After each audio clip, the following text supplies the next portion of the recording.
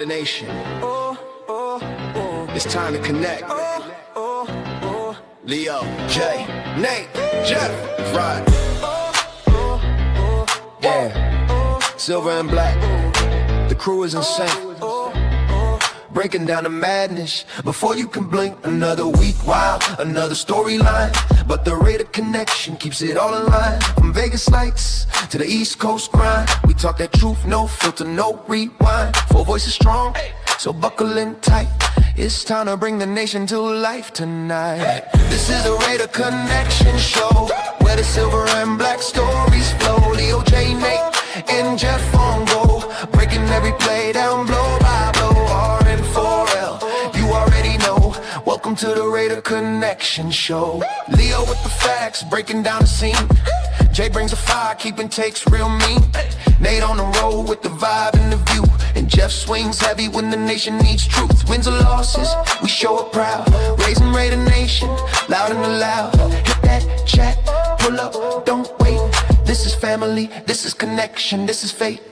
Silver shields up, the energy grows. Four voices united everywhere that it goes. Every first down, every heart rate hit. Raider Nation stay locked, we don't quit.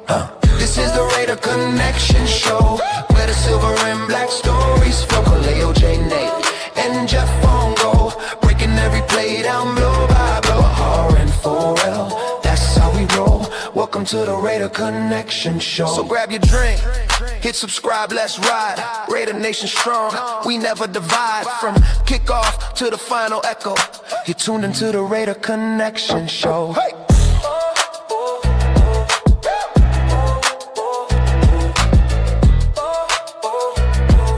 You're tuned into the Raider Connection Show. Yo! What is good, Raider Nation? Welcome to another episode of the Raider Connection. Appreciate everyone pulling up and tapping in with us on this Wednesday night. And if you guys haven't done so already, make sure you guys head on over, hit that like, hit that subscribe button on everybody you see here. Starting to my left, LV Raider 10, my guys, Cheeto Linus, and then Hollywood Raider Jeff, all the way to the end. Again, appreciate you guys pulling up and tapping in. Free agency has started, y'all. Man, oh man, what a crazy week has been, y'all. What crazy week. But we're going to go ahead and get into all that and much more. But before we go ahead and get this show underway, we have a very special guest here joining us tonight. Let me go ahead and bring in our guy, Afakasi Raider in the building. What is good, my guy? Salute. How you doing, bro? What's going on, brother? What's going on, gangs? Just FYI to the chat, my apologies. I think the delay was because of me. I worked the night shifts, so I had to get up real quick and get my stuff situated. So don't blame these guys. That was my fault. So. To your defense, we're always late. Yeah. You don't have to do that. It's always my fault, big dog. Well, I just want to clarify because I saw a few people in the chat saying, surprise, you're late. And I know, right? I found it coincidental that you started the stream just as I joined backstage. So that's on me, gang. My apologies, but I was You're good, brother. You're good. Yeah. Hey, it's all good, man. But again, I appreciate everyone pulling up and tapping in with us on this Wednesday night. Real quick, let's go ahead and salute the chat real quick before we go ahead and get the show underway. Shout out to our Raider 24 Nation in the building. What is good? He says Raiders, much love, Nation. Max is back, silver and black.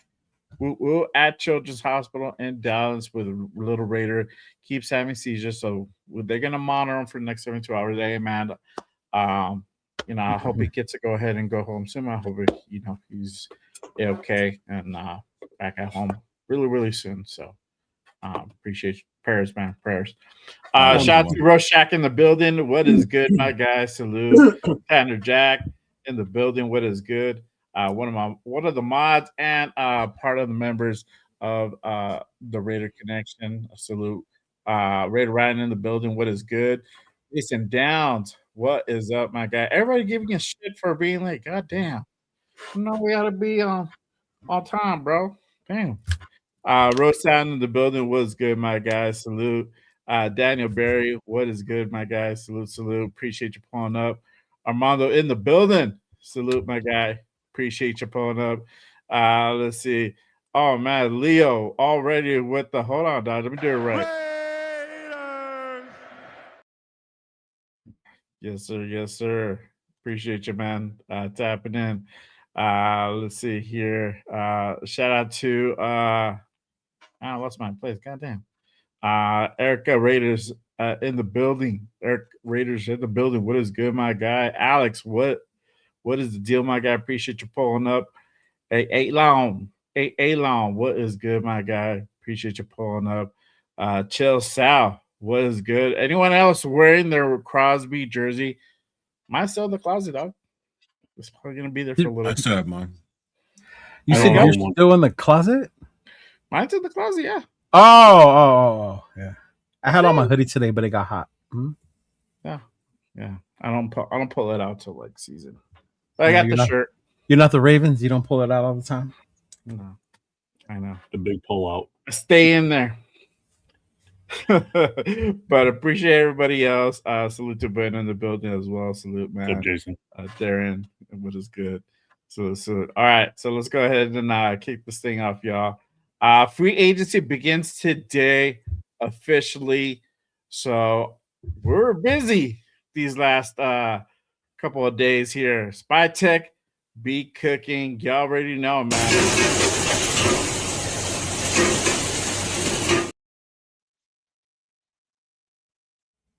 Just cooking, man. I was wondering because that came out in the video before the intro. I was like, what the hell's going on? Yeah. Yeah, that's What's up, Marcus? What's going a on, little big dog? cook. But Spicer was cooking, man. We were pretty aggressive this free agency, and we kind of talked about it in previous shows about kind of the what to kind of look forward in this offseason. We did mention that the Raiders should be aggressive in this offseason, especially beefing up that offensive line. And we went ahead and went out and did that. But let's go ahead and just kind of go over the acquisitions real quick over the last few days. Let me go ahead and put this up here. All right. Sorry, I'm eating, but I'm trying to drown the sorrows of losing that number 14 pick in the first round next year. So, Like you needed I'm an on a excuse to eat. Big luck. I'm just tired from working night shift, my friend. Yeah, no worries. But Raiders go out and sign Jalen Naylor from the Vikings. He was out in he was part of the free agency. Spytech is went out there and got themselves a receiver. The next person that we went ahead and went out and signed this free agency as well. I have this right. All right, here we go. Shout out to Raider Resistance. That's my guy right there. Salute, Yes, sir. All right, here we go. Kitty Pay is now a Raider. Raiders go out and get themselves an edge. Did you say Kitty? it's Quiddy? Quiddy. Quiddy. Yeah. Kitty Pay. They got themselves another edge. Native Rhode Islander, my hometown, my home state. Oh, is he? Yes. Oh, wow, that's good. Rhode Island only has one town. That's Went to Bishop Hendricken, and then he went to Michigan. Yay. Fun I fact. wanted him when he was available, when he was in the draft. I wanted us to grab none. Nathan. Yay. I'm Yeah. just like, it's Rhode Island's the easy. size of my freaking backyard. Think about it. The last time we had Raiders from my state were Fargus and Mark Van Egan. Now I got this guy. Yay. Yay. Dude, when the state's this So, big yeah. and California's this big, that's a big thing. So shut up, Leo. Nathan's the one that said it's as big as his backyard, but I'm the one that gets to shut up. Because I like Nate better. I've known Right? Nate longer. Nate's my guy. I visited Rhode Island. That's why. Yes, yeah. He didn't back out on the trip. And how long did it take you to to walk through there, like 5 minutes. To walk Pretty much. through there. Right? if I did a couple laps, made it like Right. 15 minutes. Like, okay, You're not wrong. I think I've seen Right. it. I think I've seen enough. Oh man. Yeah, but Raiders go out and sign Kwity Paye as an edge. Now I think we're getting into kind of Wow. the really interesting signings. Raiders went out and signed Nakobe Dean. On Where's he Monday. from? He is from the Eagles. Oh, I know that, but since Oh, like what's it? I don't know. I don't know, bro. I thought we were just shouting out cities now. Not for Rhode I Island. know. We'll I'm give like, it- Jeff is with the fun facts here today. I know, right? I don't know. I don't know. I'm pretty sure you can Google it. Yeah, I'm pretty sure. But Raiders go out and sign Nakobe Dean, the linebacker, $36 million deal. I like that coach. $20 million guaranteed. A big addition for the Raiders in that linebacker room. That honestly, it was almost vacant. There's only two dudes there, and it's the Bergs. Maybe like another dude. I don't even know who's still there in that linebacker room. But Raiders go out and bring on Nakobe Dean. The other signing, I think this is a big one too, and I did mention him when he came out. When they say that we're going to go ahead and release him and be part of free agency. Quay Walker. Quay Walker is now a Las Vegas Raider. Quay Walker signed through a 3-year, $40 million deal, $28 million guaranteed. Again, big additions to that linebacker room. I'm going to go over to the next one, and we'll go ahead and talk about all these free agency signings. But I think the one more before I get to the main one. We got ourselves a kicker too. We went out and got Matt Gay, and he is a new kicker. We went ahead and moved on from. Leo doesn't like him. Just saying. Why? That. Because he's gay? Yeah, no, he doesn't like him. Part of the He said it gays? before we started the show. Yep. Wow, that's not very nice. I said I didn't like him because he doesn't. What's the point of signing somebody that's not better than the guy you have already?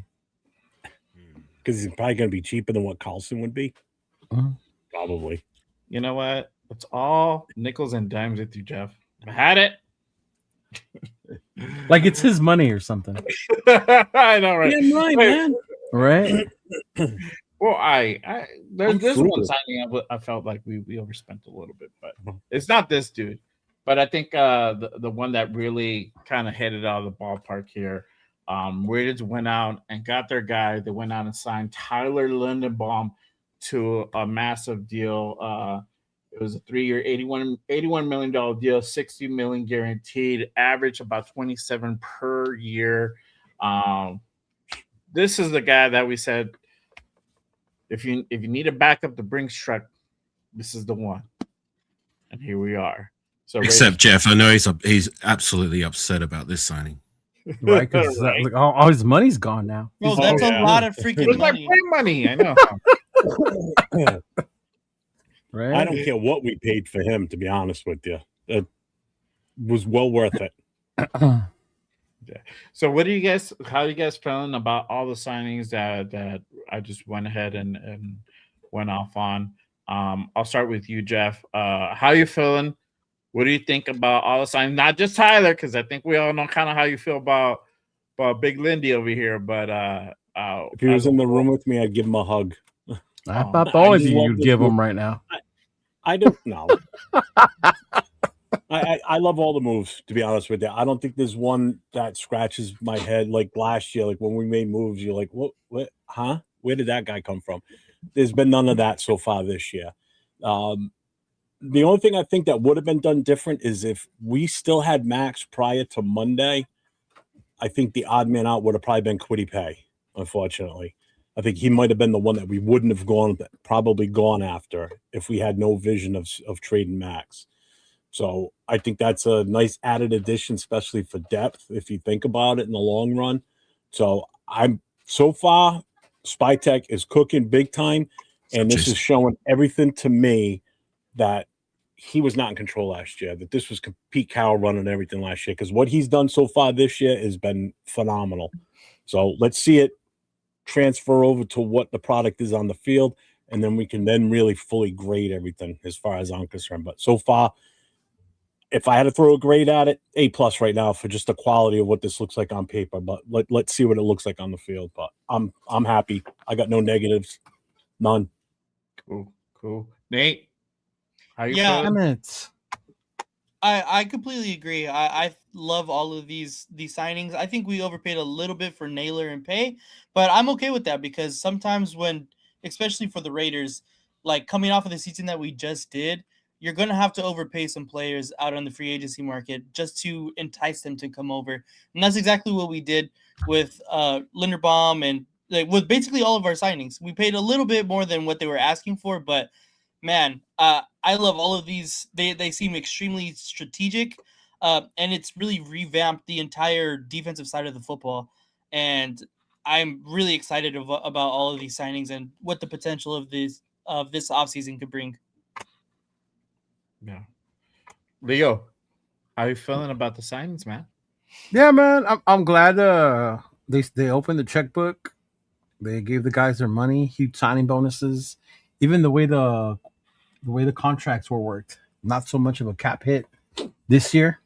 Probably setting it up more for the loading them up on the back end, right? Mm-hmm. Oh, there you go. Breaking news: the Raiders have signed unrestricted free agent Nakobe Dean. There you go. So it is official. Nakobe Dean has officially become a Raider. Good. Yeah. But I mean, I'm excited, bro. I'm excited for the linebackers. Honestly, I'm really excited for the linebackers. It's been a minute since we've had linebackers that you can, since the law firm of Howard and Morrison. It's been a minute since I've been proud of my linebackers. So I'm looking forward to them. Being able to do some work. Obviously, the center so important in the Matt Kubiak system. Yeah. So, but yeah, I mean, so far so good. I mean, the wide receiver, cool. He sat behind two great wide receivers in Minnesota, so we'll see. But I mean, anything is gonna, get Jack Besh to do something, or Dante Thornton to do something. Hey, whatever it takes, right? Jesus Christ, like yeah. Mm-hmm. I mean, but other than that, yeah, man, I'm cool with it. Yeah. Cool. Our special guest today, AR Afakasi Raider. Have you had what do you think about the free agent signings that we did the last couple of days? Yeah, I like it for the most part. I mean, we got our guy in Linderbaum. Seems we've revamped our linebacker room with the two additions. The cornerback could be a sneaky good signing. He looks like he might be our guy at the nickel. The wide receiver I found a little bit questionable, just the price we paid for him, and the production on his end. I don't know, it just doesn't really add up to what we need as well. But if he can live up to what we're paying him to do, I hear good things about how he played towards the back half of last season. So hopefully we can get more out of it. I still believe we need a number one receiver. Oh yeah. Who else am I missing? The defensive end, I like the signing, and the kicker. It's like, whatever. It sucks to see Carlson go. One of the last of a dying breed with the Oakland Raiders. Now there's only two on our roster. Mm-hmm. Three. Yeah, to your point. No, two more left. Colton, Max, and AJ. Mm-hmm. Oh, right. That's right. Because Max. Yeah. I forgot. Now there's three again. I still remember what I said. It's a dying breed now. It sucks to see these guys go. But hopefully, if it's this guy, or I believe we'll bring some young talent through the door, whether it's a draftee or an undrafted free agent. I believe we're going to bring one of those in the door to compete for that job and see where the cards fall. So, yeah, I'm happy for the most part. Okay, good for sure. We did also have some re-signings as well. Let me go ahead and pull that up, but I do have the tweet by the Raiders. Again, like Leo just said, Nakobe Dean is officially now a Raider. He has just signed his contract, so he's locked in. We're good with him. One second. There you go. All right, cool. So let's talk about the Raider re-signings. So we had some re-signings over the last couple of days as well. Familiar face, Raiders bringing back Eric Stokes through a $30 million deal. They re-signed Eric Stokes to a 3-year, $30 million deal per Ian Rappaport. As well, we're gonna have a discussion about this guy. Malcolm Koos is also back. He was re-signed to a 1-year, $11 million deal. I was a little bit surprised at first. I was surprised too. Yeah, but it made sense at the At time. At the time, it made sense. Now it's like, okay, we're not in a bad situation, but it's always good to go ahead and have that guy. Hopefully, he has a better year this year. But yeah, interesting signing when we actually did it at the time. But I wasn't, I was a little bit shocked, but hey, it made sense at the time. I think. Sorry, just real quick. I think that re-signing is a lot of that screams to me that they're very confident that his recovery wasn't quite there throughout the season, but it was starting to get there by the end of the season where he started to play a little bit better. And I think that they're confident that he can regain his most of what he was able to do before the injury. Sorry, go off.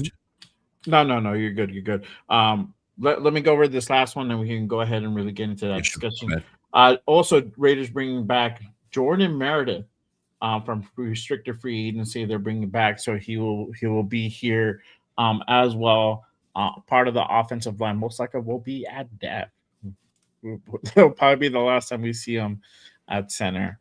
For a very hopefully, long. Yeah, hopefully, you never know. Mm-hmm. But we are the Raiders. You never know. Jesus Christ, I know. But Malcolm Koonce, right? Again, for me, I feel this was a little bit of an overspend. And I mean it in the sense that I feel that his gameplay last year wasn't really indicative of that $11 million mark. At the time, we didn't, for all intents and purposes, Maxx was gone to us. So having this signing made sense. Adding, keeping that depth in that edge room, in that defensive line room. So this was a good addition. Now that things have changed and Maxx is still here, it just provides some depth for pay for Maxx for that defensive line. How do you guys feeling about the re-signs here? Again, Koonce, Stokes, Meredith coming back. What do you guys think? Afakasi, I'll start with you this time. What do you think about those re-signs? Yeah, you're not going to get any complaints from me with the re-signings. I was surprised with the Malcolm Koonce one, but again, like I highlighted before, I think that's a sign that they are confident with his recovery, and maybe a sign that he wasn't all the way there last season, and maybe that was a lot of what his struggles were. So if they think that his recovery is enough for them to want to re-sign him, and I believe that's the reason why they did, then I'm cool with it. Hopefully we can find again that 2020, when was it, 2020 form, was it 2023 form that he produced towards the second half of the season. So yeah, I'm again, no complaints from me. Yeah. Real quick, I know there's people in the chat asking about Leonard Baum. There is nothing as of yet about Tyler being officially a Raider yet. Tomorrow, y'all. Tomorrow. Leo thinks it's tomorrow. I don't know. It could be announced later on. I don't know. Maybe it is tomorrow. So, but as of right now, there's no word officially. Leo, how do you feeling about the re-signings? Bringing back Eric Stokes. I'm kind of glad about Koonce because I know I had shared before that it would suck that we didn't wait the 2 years it takes to recover from his injury, and he went somewhere else and he completely balled out. I think a lot of it has to do too with Robbie Leonard, his old D-line coach being the defensive coordinator. So that holds some weight to like, hey, what do you think about Malcolm? Obviously that was done before the Maxx debacle happened. So that was a thing, but I'm glad to see that he's still going to be here. I mean, it's like I said, it's not my money. 11 mil is probably like chunk change to them. 1 year, if he balls out, if he shows up, it's just another weapon we could have on the defense. So I'm all for it. Stokes too. Stokes, it wasn't a heavy cornerback deal. Cornerbacks are starting to get paid a lot more, so I like the money that they used. So that one was good. Meredith, depth piece. That is what it is. I'm sure 805 was extremely happy with that one. We all know how horrible 805 is when it comes to him. But but I mean, yeah, man. Other than that, it's just I'm cool with those so far. Yeah. Nate, how are you feeling about the re-signs? Yeah, I mean, I feel good. I know that we signed Kuntz for another $1 million extra than what we did last year, but I completely am with where Leo was saying that if we let him go and he completely balled out, then we feel like we got the lesser of the deal. And I think we spent so much time trying to what's the word, to like make him progress throughout our system that we're not going to reap the benefits of him now. Might as well just sign him for another year. And I do think that this year is going to be the year that we were expecting for him, for Malcolm Kuntz, because of his injury. Is now 2 years going to be 2 years removed from that. And I think that we're going to finally see the Kuntz we wanted this past season. As far as Stokes, I mean, I think we had to re-sign him. He was arguably our best cornerback in all of last year.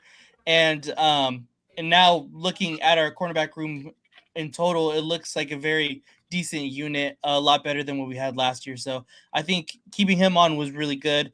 I don't know about Meredith, man. I mean, if we're going to play him out of position again, there's no point, but hopefully he finds his spot and he goes back to being a very serviceable piece on the offensive line, at least as far as we're hoping he's going to be a backup. Hopefully he doesn't have to come in, but I mean, last year didn't show a lot, but again, he played out of position there. So hopefully he goes back to guard and he could be serviceable, but hopefully we don't have to see him because we want him as a backup. Depth guy. I'll be right back, gang. I just need to situate something real quick. Oh, you Go ahead, dog. You gotta take that morning leak. See, you didn't give him time to have his morning glory. Morning glory. You gotta thaw out. My man thawed out. Man. Really quick though, I forgot to mention. So we also went ahead and brought back Thomas Booker. Thomas Booker from restricted free agent. He's also back with the team. I like this signing that we brought him back. I think he has really good potential. I would definitely like to go ahead and see more of Thomas Booker, and I think it just maintains that kind of solid play from that defensive line. Also, another guy that we went out and actually traded for. We traded for a corner. Speaking of corners that Nate just mentioned, we went and traded for Teron Johnson, the corner from the Bills. Big addition to that nickel spot. Last year we had to rely on good old Darnay Holmes, and unfortunately, he just did not make the cut. So we went out and we really didn't spend anything. Spend a 6th round pick for Johnson, and in turn we get a 7th round pick. So we just swap picks, and I think he's on the cheap. I don't think he's expensive. I think he's like $8 million or something like that, around that range. So we're not breaking the bank, and he's a really solid nickel that will help to go ahead and improve that nickel position for sure. Jeff, how are you feeling about the re-signs? Who stand out for you? Is there anybody that you were just kind of like, I don't know? Yeah, Kuntz was the only one I was kind of questioning. I get giving him another year contract. It's funny that Chase signed today. I think he went to Washington, but it was a 1-year contract for him also. So he's living on 1-year contracts now himself. But everything else I have no problem with. Stokes was a definite must. Bringing back Meredith again, that's a depth piece for us, so that's a good thing to have. I don't really have any issues with the guys we brought back. The only one that was kind of on was the Kuntz one, maybe. But Mhm. Hey, this I'm is fine with it. random, but did you guys see Kenneth Walker arrive to Kansas City today and what he was wearing? Mm-mm. No, A John Madden T-shirt as he was walking. get out of here. Wow. Oh, that's awesome. Yes, bro. K9 came off the plane with a fucking John Madden T-shirt, bro. Yeah, I know, Rorschach. I saw it. Just haven't gotten it yet. Wait, I think I just passed it right now. I was like That scrolling is real quick. dope, man. It's right here. Oh yeah, I see it. Yeah. That's, I Thanks, believe brother. Mhm. yeah. Let me show real quick. Oh Yeah. yeah. That's it. Uh-huh. That's No crazy, shit. huh? Yeah. Does he just Is not? it an actual Raiders one? You know, or is I it think like it might be the game I one? think it might be the a video game one though. That's what I'm thinking. I'm wondering Yeah. if it's the It doesn't Madden look game like one it. or- That's why I can't really see it. It's just of him. It's just the Madden, but I think it might be one of his old video game covers because It it's not says him and John Raider. over the it says Madden Yeah. on the bottom. It looks like Al Davis on the left side and the lower, maybe. No, I think it's from a Madden Okay. cover See now. of the game. Yeah. Mm-hmm. Yeah, it looks like it's from. Oh the yeah, but game. that is a picture of him as a coach right under the N and John. Mm-hmm. Yeah. That's him from Because the main picture is him as a broadcaster. Yeah. Oh yeah, there he is too. There's his old '70s photo at the very Yeah. bottom. Yeah. That's awesome. That's cool. That he did Yeah, that. Even yeah. if it's for the video game, who cares? Yeah, but even then, like as a Kansas City Chief fan, like bro, that's Raiders shit. Right? Right? That's kinda Yeah. Yeah. Hey, and you're paying me, and I'm still wearing this. Right? Yeah. Mm-hmm. Oh, that's funny as shit, man. I love it. Yeah. Ricky, Malcolm Put Kuntz this is back gonna up be for the him. So thanks craziest so much for looking the Pizza Hut $1.99 driver super next chat. to you. He goes, I blame Leo equals Geno facts plus tax. That's funny. Oh man. But appreciate everyone up, pulling Steve? up and rocking with us on this Wednesday. We have over 200 in the building. Again, if you guys haven't done so already, make sure you guys hit that like, hit that subscribe on all the channels you see here. Appreciate you guys. It really does go ahead and support the shows. Yeah. For sure. Let's see here. So there's some other ones that we're actually re-signed as well. That was early in the week. Tristan McCollin, Will Fucking Putnam. 805. I know, I saw that. Snowden. What did Bob say? The number 14 pick, it's like a bad hangover. Yeah. I'm telling you, Jeff, I should make that into a shirt, bro. Have like the number 14, like it was a jersey, and the Right? name will be pull out. That's funny. Oh man. Oh, Welcome back. Welcome back, brother. Welcome back. There you go. All right, cool. Let's see here. You missed it, AR. Kenneth Walker was walking off the plane when he arrived in Kansas City wearing a John Madden t-shirt. Cool story. Yay. Is he a Raider? You don't get the irony. He's a Chief and he's wearing a Raider shirt. Yeah, I know, but still, Yeah. if he's not a Raider, I don't give a shit. There you go. Like that. I like that. Let's see here. So does that mean Saturday and Sunday and Monday you didn't give a shit about Maxx? He still don't. I don't give a shit per se as to what they do if it's not for us, if they're with other teams. Yeah. That's just how I feel. Oh, okay. But we also had some people depart, and it's No, It's not a- Parham. Oh, I'm so crushed. Parham being one of them. This guy also being one of them. Alex Kappa. We're moving Oh, him on too. Oh Yeah. no. Yeah. from Alex Kappa. Here we go. Oh my bad. The other day as well. Also, we went ahead and moved on. We talked about him earlier. Our guy, Cashman Carlson, no longer a Raider. No longer Raider. I'm a little bit sad about him. I like Daniel Carlson. It was cool. Like the I'm not dude- familiar with the new guy, so that's why I can't really speak on it too much. Thank you, man. I'm not too familiar with him. Dylan Parham being the other guy as well, but What's up, Mikey? I What's up, think I think this one. So is Devin White and Landon Roberts, they're still out there? They're still out there. Okay. Yeah, I haven't heard anybody pick those guys up yet. But I all think those this one- linebackers we picked last year are still out there, right? Yeah. Yeah. Mm-hmm. Yeah. But I think this one is probably what we're really, really, really excited about. Raiders, for some way, somehow, this is where you can go ahead and really say Spytek was cooking. He was able to go ahead and find a way to trade Geno Smith and send his ass back to the Jets out of all places.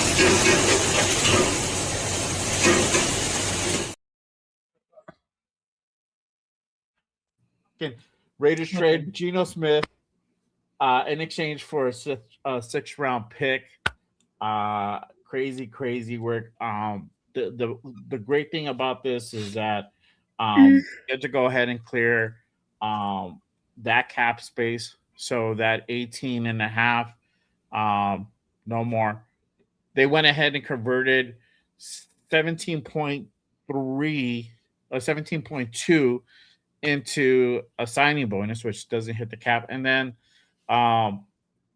Jets are gonna flip that 1.3 into their salary, signing him for the vet minimum of 1.3, and we gain 9.3 in cap space from Geno Smith. I think this probably was the best situation we could have hoped for in regards to Geno Smith. How is everybody feeling about moving on from Geno Smith? Nate, I see you shaking your head. Go ahead. Let me know how you're feeling about us moving on from Geno Smith. I mean, first of all, it's insane the fact that one, Spytek was able to trade him. Two, he was able to trade him back to the Jets. Right. Like that, it's insane. I know we were already going to release him. It was said that he was going to be released prior to the trade, but the fact that we got anything out of Geno Smith as an asset is quite insane. So, hats off to John Spytek. He's been cooking this offseason. If that was the only move he made, that alone is insane. Mm-hmm. Yeah. Jeff? Yeah, interesting. Oh, sorry. Oh, go ahead, AR. Yeah. Go ahead, AR. No. Yeah. It don't I'm matter. happy. So he's gone. This is where I think Spytek worked his voodoo magic. How he's able to send him to them, along with a 7th round pick. We get a 6th in return, and we only have to cover basically about half. So we're only on the books now for $9 million as opposed to 18 if we would have just cut him. So I don't know how the hell he smoke and mirrors, whatever he did with them, but I think it's awesome.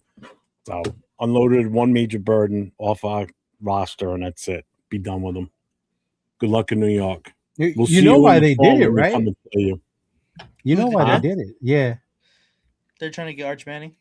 They saw the Raiders' plan at tanking last year. We had Geno, we had So they wanted Parham. to take Commander. So they're like, hey, bring those guys over here. We want to take Jack too. Commander strikes again. Yeah. We might as well let them borrow Thornton and Betch too while we're at it. Fuck it. Just send them over there. Thorin for sure. Oh, you're not kidding, though. Yeah. Oh man. AR, how you feeling about the departure of Geno Smith and the rest of the guys? Kappa, Parham. There's nobody there that I'm going to cry spilt milk over, except for Carlson. As I mentioned before, one of the last of a dying breed. I appreciate Carlson and his time as a Raider. Once a Raider, always a Raider. Thank you for your services. Hopefully, the guy we brought in, Gay, or the young guy I believe we're going to bring in for competition, will be able to carry on the legacy of having a good place kicker, because we've had that for the longest time. Yes, we've had problems with a lot of spots on our roster over the last 2-3 decades, but you could go back to the 80s with the Raiders. For the most part, having a place kicker there that is amongst the best in the league, and hopefully whoever will be it, whether it's Gay or somebody else, can carry on that legacy. As for Gino, interesting to see that they traded him back to the team that originally drafted him.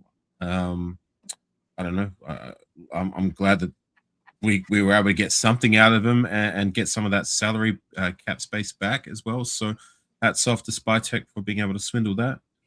Gino, it just didn't work out. We were all hopeful, but just another one of these band-aid options, these veteran guys that we bring in hoping that it can work out, and it just doesn't. So here we are. Yeah, for sure. Dixon says Brendan Carroll Smith. Oh man. According to Hondo, a lot of teams are out there wanting the services, Brandon Carroll. So hey, you know. Hey, we'll vouch for him. Take him. Take them. Jets, if you're You can have him. a great addition to your tank commander would be the Undertaker himself, Brendan Carroll. Yep. You know, he'll definitely How the hell anybody could be interested in that guy? It's crazy. Absolutely insane. Yeah. But this, I mean, I think this has probably been one of the craziest free agencies that I can remember. And literally we had a bomb drop, and I think this is kind of what everybody's kind of eager to talk about. There's questions there. But I think the bombshell dropped yesterday. We all went on. Ravens back out on the deal of the Maxx Crosby trade. So we heard last Friday, literally like 5 days ago, 6 days ago, Maxx Crosby was going to be traded to the Ravens. And yesterday, literally got hit with the bomb. Ravens literally just backing out of the deal with Maxx Crosby. Let me go ahead and pull that up. Shout out to our guy Raiders Resistance. If you don't follow Raiders Resistance, make sure you guys go ahead and give. Oh, you got to follow. Yeah, you got to follow him. You really should. When it comes to breaking news, this guy is always spot on, and he's yeah. But yes, the Ravens backed out of the deal of Maxx Crosby yesterday, saying that Maxx Crosby did not pass his physical. So Maxx Crosby is still officially a Las Vegas Raider. Because this deal was obviously null and void, we lose out on the 2 first-round picks, 2026, 2027, number 14 pick for this draft coming up. But not only that $30 million that we thought we were going to clear, we're going to have to go ahead and absorb that for the moment. Crazy work that literally just happened like almost 24 hours ago. I can't, and I was telling Jeff yesterday, I can't think of a moment in recent history that this type of deal, like this type of situation, went down on a blockbuster deal. How do you guys feel about the whole situation and the whole? What do you think is going to happen with Max? Do you guys think that he could still be traded, or does he actually stay? How do you guys feeling about this so far? I'll start with Afakasi, because I really do want to know his take on it. I haven't really heard anything about that from your end. So how do you feel about this? Pretty shocking that it all transpired the way it did. To your point, like the only other time where something like this, maybe not to that magnitude, but it was kind of similar circumstances back in, I think it was the year 2013. We were supposed to sign a guy to be our left tackle, and at the last minute that got nixed, and we ended up signing Donald Penn as our fallback plan. I don't know if you guys remember that.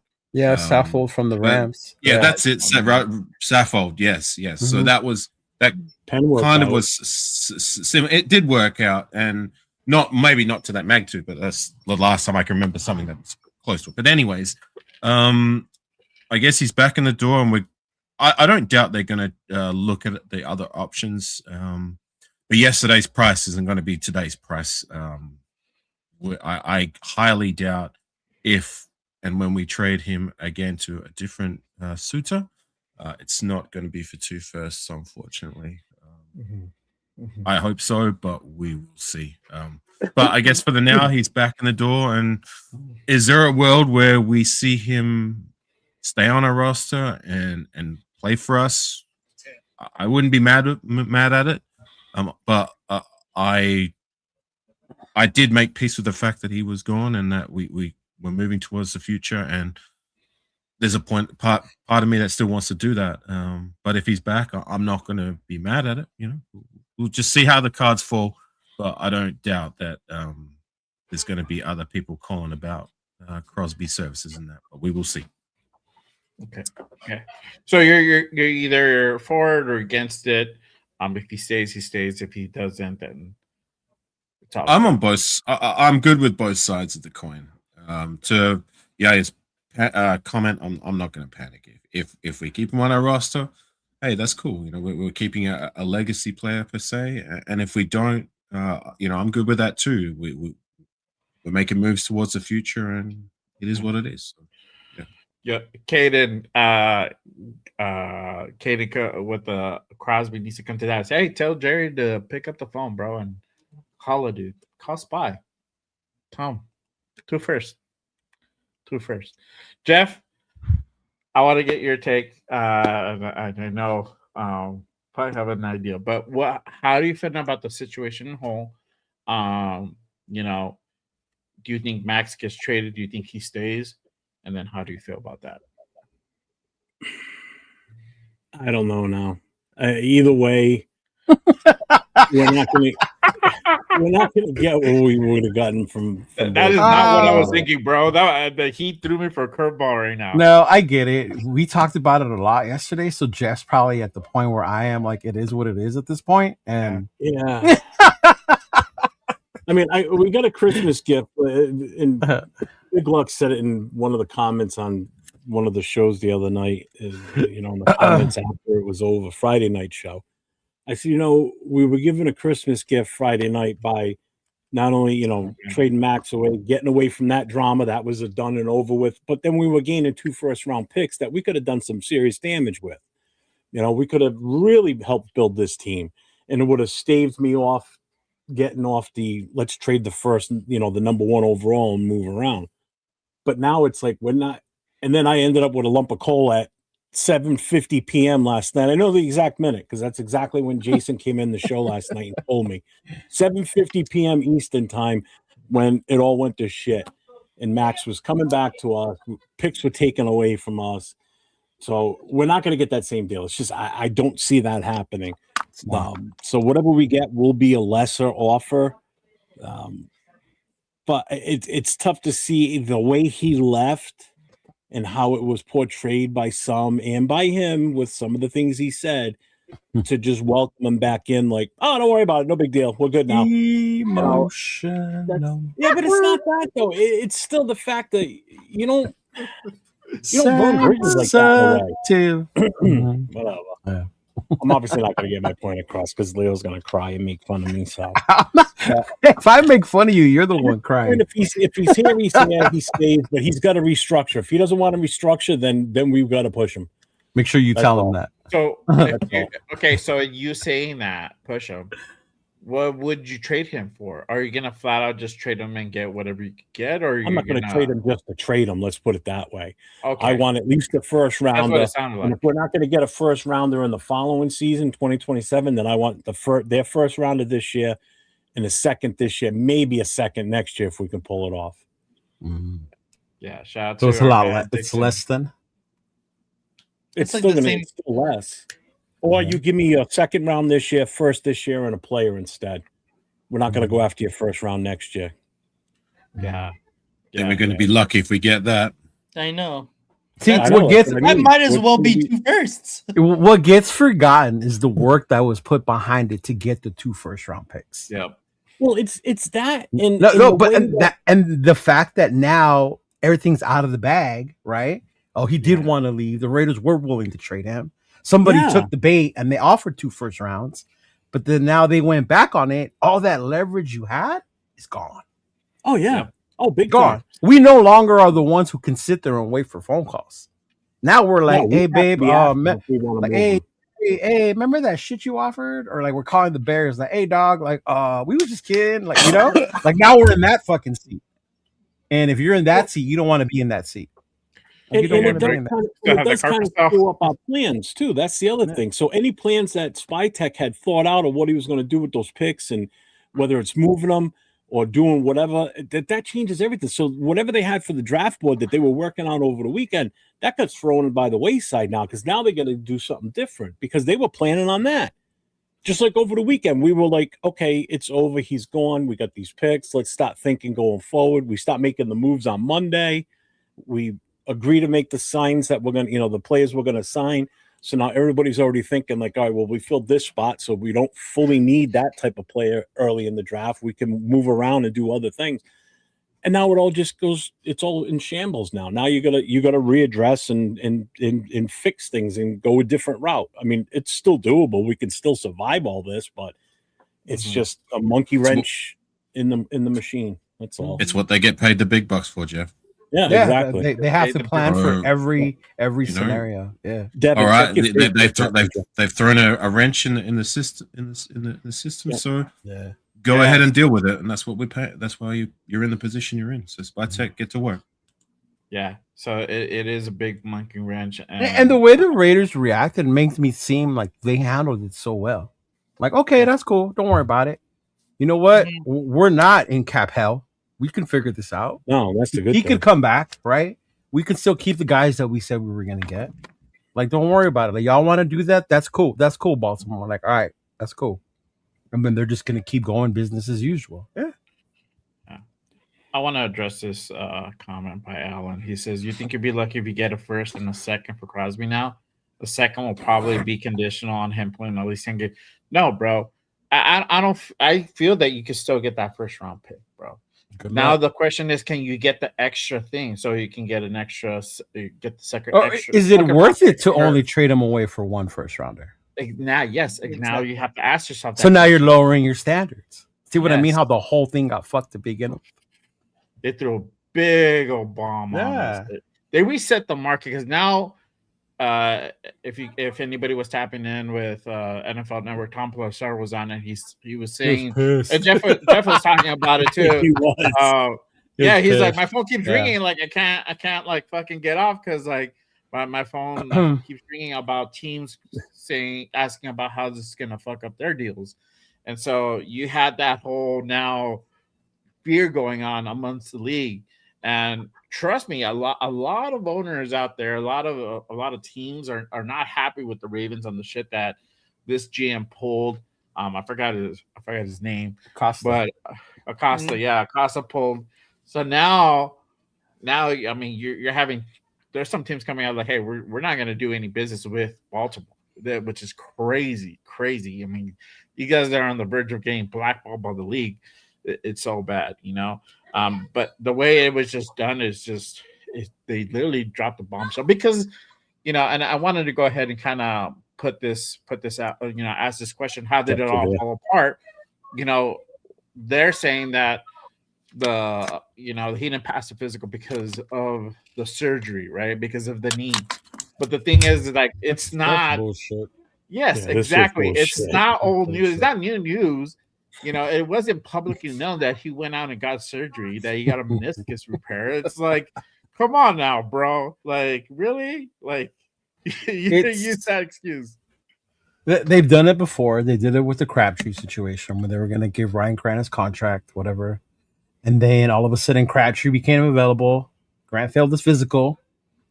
Went back on the deal, and then they signed Crabtree, who's cheaper. Yeah. So it's part of what they do. It's how they work. I sent you guys that one earlier too about him trying to trade a player who wasn't even mentally right and eventually ended up leaving the game a couple of weeks later. Remember? Mm-hmm. So that's just how it is. And fortunately, it's not illegal because it was done during legal tampering. So there's not much. So all you can do is just roll with the punches. It is what it is right now. Max is back on the team. We're not in cap hell. We can keep moving. So Like, fuck it at this point. Yeah. I'm good with either way, I guess. If Yeah. we keep him, cool. If we can trade him Hmm. and get a coveted pick for him, preferably what we. Like I said, I don't think that yesterday's price isn't going to be today's price, but hopefully it can still be a fair price that if we do trade him again to somebody else. Those pancakes are going to cost a lot more today than they did yesterday. Mhm. Pancake eating motherfucker. Mm-hmm. I will say one thing. If anybody watched his press conference today when he talked about it, and Jason Downs said it to me right away when it was going on, he goes, he just looks guilty. Like he knows he screwed up. Like he knows that he's not telling the truth up there. And with him being a former police officer, he could read this as this guy's talking. And I could even tell that the guy's full of shit as he's talking. It's just, he's coming up with some lame brain excuses. Like they were going to try and work to get both him and Henry. There was no way they were going to. They weren't going to be able to get both of those guys. And the fact that No, they weren't going to sign both. Yeah, that's complete bullshit. The fact that Max was in the building while they were talking to Hendrickson at the same time. Yeah, I mean, come on, man. Actually, and they I played got us. Is what they did. They played us. I got this scumbags little presser that he did earlier today. This is again Eric DaCosta. He's the GM of the Ravens, and he talks about in regards to the Maxx Crosby deal. I mean, I understand it. I understand it. We live in that age of skepticism, and people question the people that don't really know me or know the Ravens culture. And the Ravens we know you, bro. So I understand. Yeah. As I said at the beginning, we've got a responsibility. I've got a responsibility to the Ravens, to this community, to our fans, and to Steve Bisciotti to do what we think is best for the club. And that's what we always try to do. Every decision we make is based on this idea. Is this the best thing for the Ravens? It's very, very challenging. What's up, Chico? Again, I understand how people might maybe from afar would feel that way, but nobody's more upset about this than me. Gutted by it, actually. And so a big regret for me. But we will move on as a football team, and I think there's many, many opportunities for us. Stop it. Get some help. That's all I gotta say about that to that dude. Stop it, bro. Stop it with your lies. It's bullshit, and we all know it. We all know it. I mean, to really use the excuse, so he felt his physical when this dude literally was in a boot like 2 weeks ago. Like, come on, dog. Like, really? You use that excuse? Like, I would have been more cool with it if he would just say, like, no, you know what? We lost a lot of free agents. I saw Hendricks was still out there. I saw a way I can get a rusher and still keep my picks, and that's what I did. Like, just say that. You're not going to admit that, though. I know, but just say that. You know? Like, yeah. Because that's what you did. Nate, we all saw you did that. So, yeah. Nate, what do you feel? What do you feel was the big cause of this deal falling apart, in your opinion? I think it's exactly what Leo just explained. I think that once free agency started and they realized that they were losing free agents left and right, they started to get, they started to panic, and they couldn't really sign anybody because they took on this hefty deal of Maxx Crosby, that they were like, oh shit, we can't really make any moves. We can't sign anybody. We can't re-sign anybody. Let's try to figure something else out. Let's try to figure a way out of this deal, because if this doesn't work this season, we don't win, we're going to be messed up for the next year, for this year and for next year, because we don't have picks. So let's just get our picks back. Let's try to lick our wounds. Let's try to reposition ourselves, and let's sign Trey Hendrickson for basically the max deal, and we still have our picks. I think that's exactly what happened. And I mean, he could try to spin it any which way he wants, but everybody knows exactly what happened. So I think it's pretty scummy what they did. There needs to be an investigation. There needs to be, some kind of penalty to be done. Obviously, maybe not like super like heinous, because obviously it's still, everything they did was legal. Like, it's not illegal to do that, and they've done it before. They But- need to get rid of legal tampering. Period. Yes, I was Exactly. going to bring that up right now. Period. Exactly. Yeah. You know But- what? yeah. I was gonna Go say, ahead, you know go what it reminds me of? It's just that cooling off period. Like when you go buy a car, you get 3 days to like think about it, and if you don't want the car, you can take it back to the lot and get a refund. You know, essentially. Yeah, that's essentially kind of what it is. You know, in that sense. But yeah, I don't know. It's just a pretty shady move. I feel like they saw they got Max, they did trade, and they saw a lot of dudes walking out the door, and the fan base was like, "Yo, really? Like we kept nobody, and we traded 2 first-round picks for Maxx Crosby. That's it. Like what else is there?" You know, I saw a few posts from like Ravens fans like on Twitter.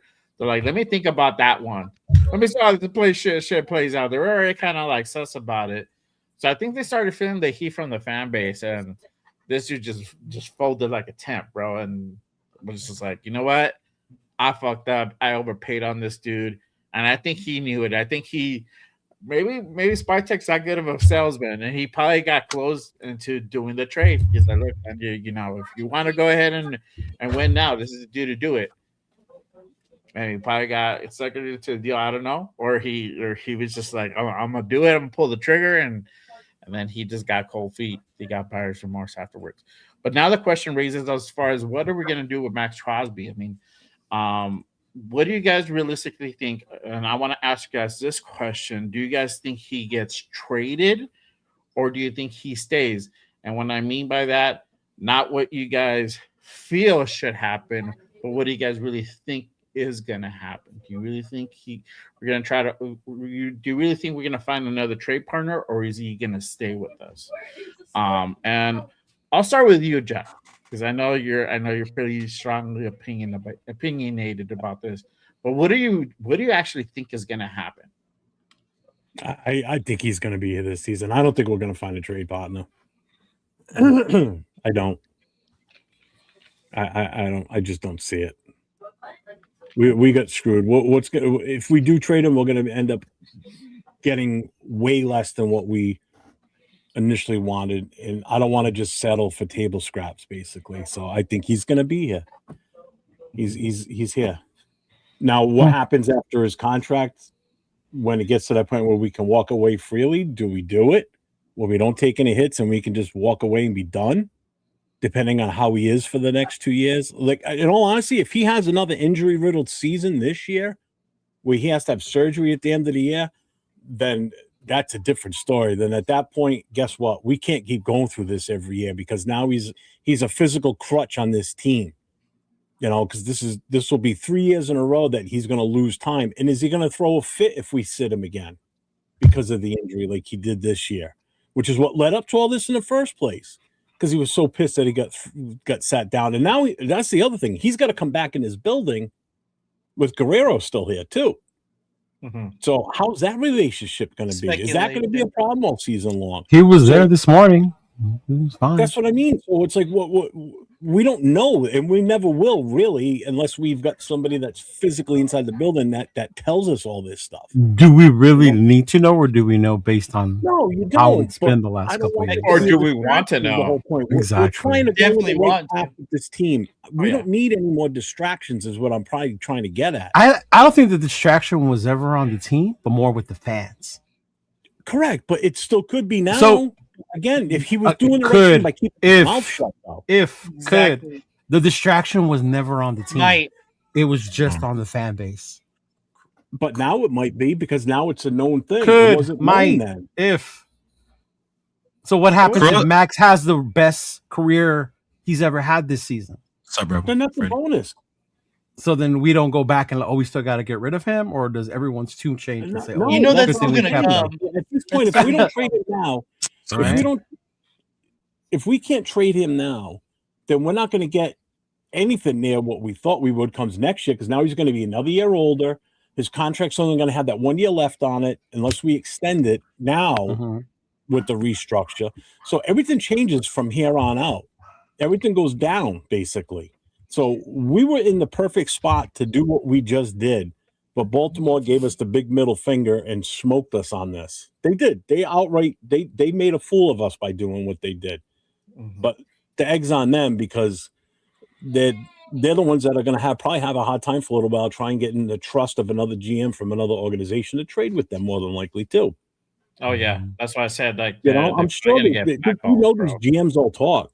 So again, it's out there, it's in the public. Everybody knows what happened. You know, so I think Max is here. I don't think he's going anywhere, which I'm fine with at this point. Thank you, man, for the super chat. Sounds like it.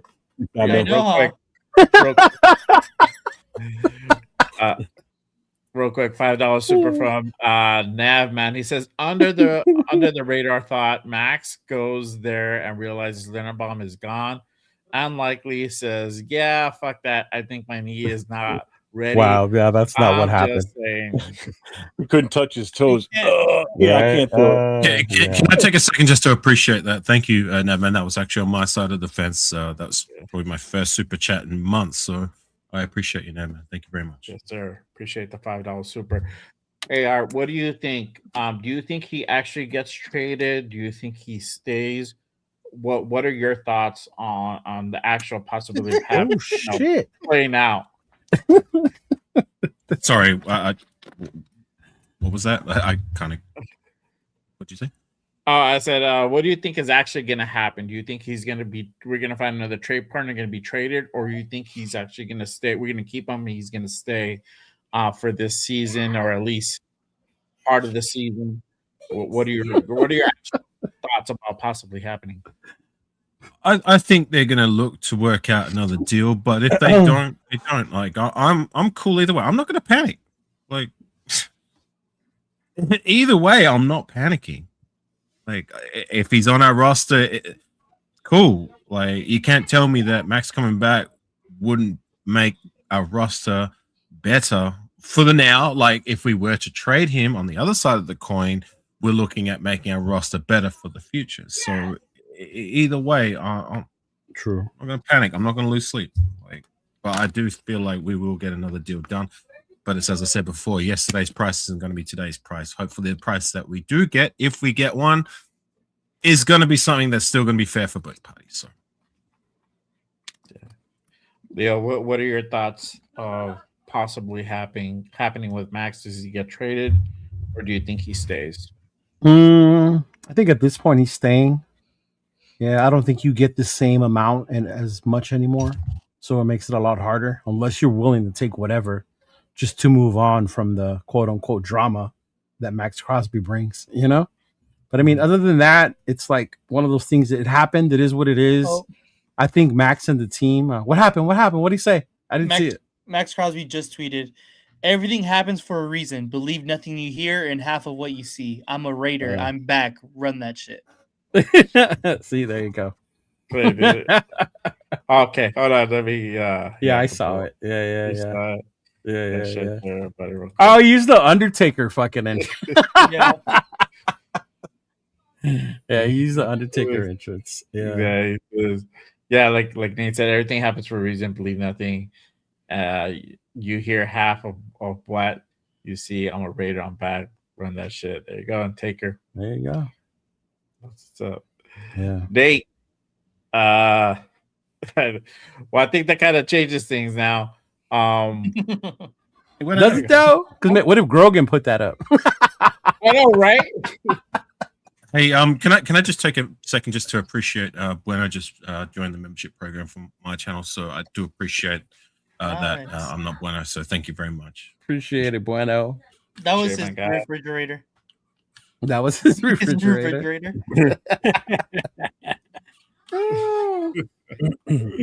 Oh man.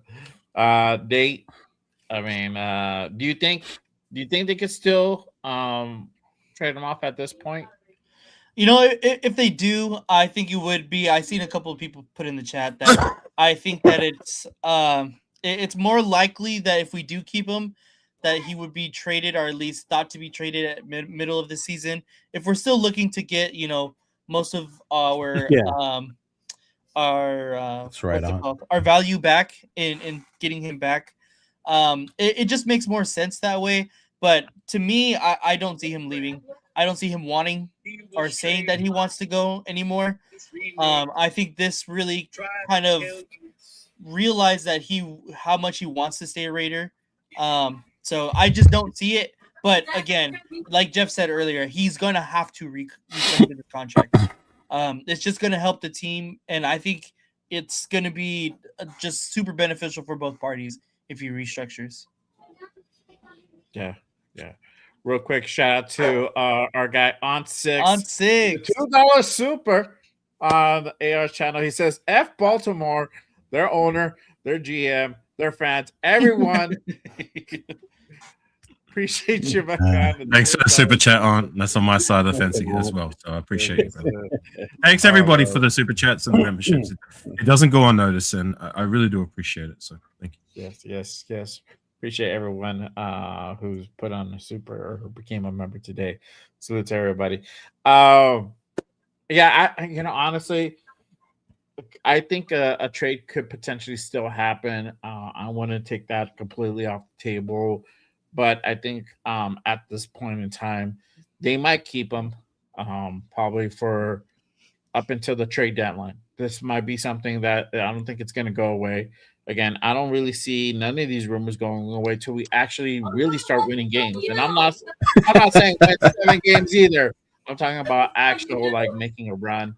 And it's going to be for quite a while longer that we probably have to wait until we hear those Maxx Crosby rumors.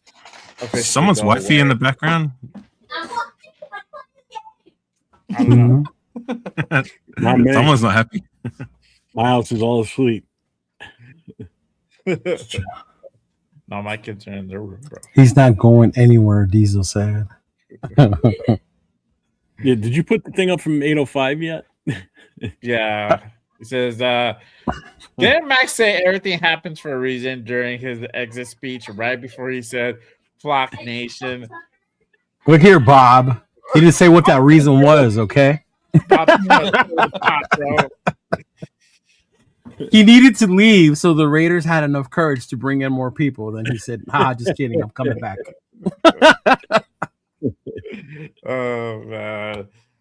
I'm not going to have the Max trade propaganda again. Stop it.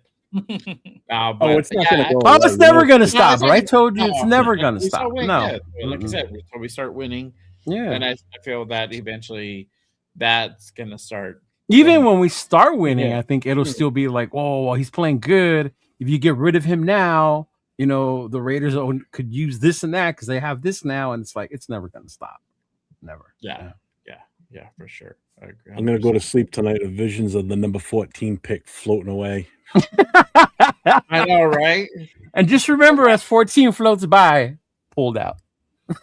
Yeah, exactly. Oh, man. Everybody's like, Lemon. Talks about Lemon, Vega. You know what? I hope we do trade him. If he goes anywhere, I hope he does go to the Bengals so he gets to play against the Ravens twice this season and beats the living shit out of them. Go for it. I'll be his biggest fan those days. Go kick the shit out of them. Yeah, I wouldn't touch much of what go for it says on. Yeah, exactly. Losing that 14 pick sucks, but we still have 9 other picks to really do some damage. So yeah, but according to Jeff's plan, we need 20. Right, I get that. I yeah, but why do you say that about me? Hang on, let me finish. Let him finish. Go ahead. Sorry. Got what I was going to say. You said we had 9 picks left. We have 9 other picks left still. So we had 10 in total, right? So there's still enough ammunition there to really do some damage. It's not just about what you do in the first round. It's also across the board, across the plains per se. I mean, we're talking about Maxx Crosby. We found Maxx Crosby in the 4th, right?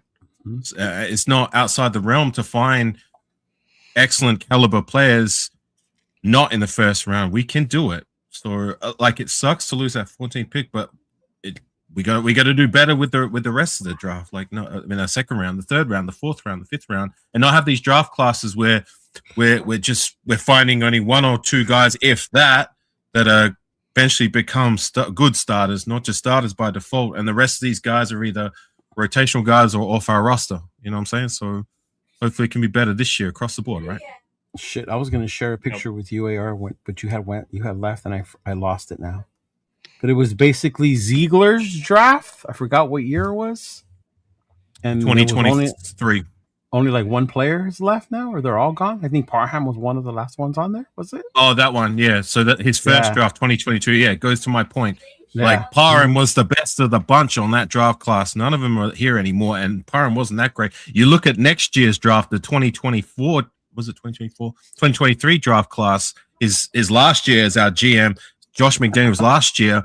Those guys all came into their third season last year. So it's like I keep saying, your third season is when you really want to get to see whether players got it or they don't. And look who's the best of the bunch. Like they had 9 picks, and Trey Tucker was the best of the bunch.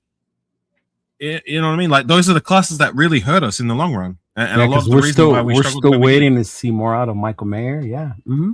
Yeah, no one's going to sell me with Michael Mayer. I made this argument a few times. Or Tyree, no matter where you put 750 yards in 3 seasons and 3 touchdowns is close to being enough for what we drafted him to be. Tyree Wilson, come the end of year 3, he's still trying to find his way in the rotation. You know what I'm saying? Doing things in spots, and that's not what you want from a first round selection. So I'm just hoping it can be better this year, not just for the first round, but looking beyond that.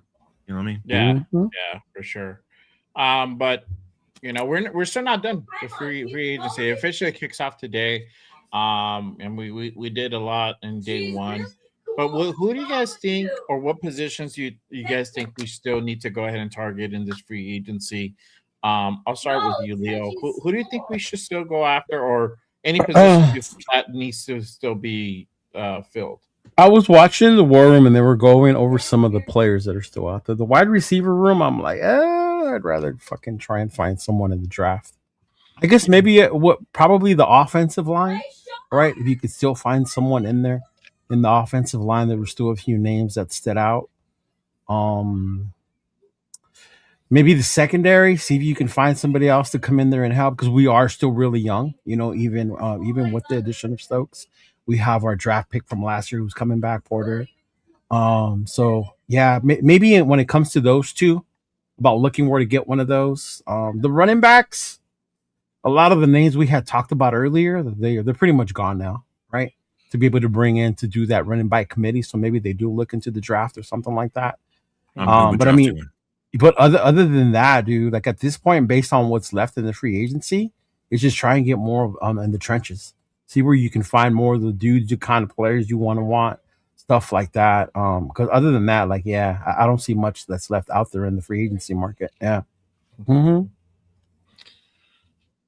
Nate, who do you think we should go after, or what positions do you think still needs to be filled?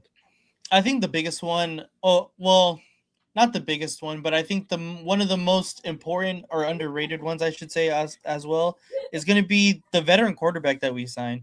I've seen a lot of people saying that, you know, Kirk Cousins, and I had mentioned Kirk Cousins a couple of times as well. I think that we need to bring in another veteran quarterback to kind of just man the ship, at least in the beginning of the year, to have the at least thought to be the starter for the beginning of the year, because Spytek and Brady has already came out and said that they don't want a rookie quarterback to start initially, like off rip. Ideally, they don't want to, but obviously, you know, when Cam comes in, and if Mendoza comes in and beats out whichever veteran quarterback we end up pursuing, and then obviously we can all live with that. But we have to bring in a veteran quarterback that we feel comfortable enough with to say, okay, this is going to be our starter for the time being until Mendoza is ready, and developed enough to get starts under his belt at the NFL level. Jameis Winston. I would fucking love it. I'm not going to lie.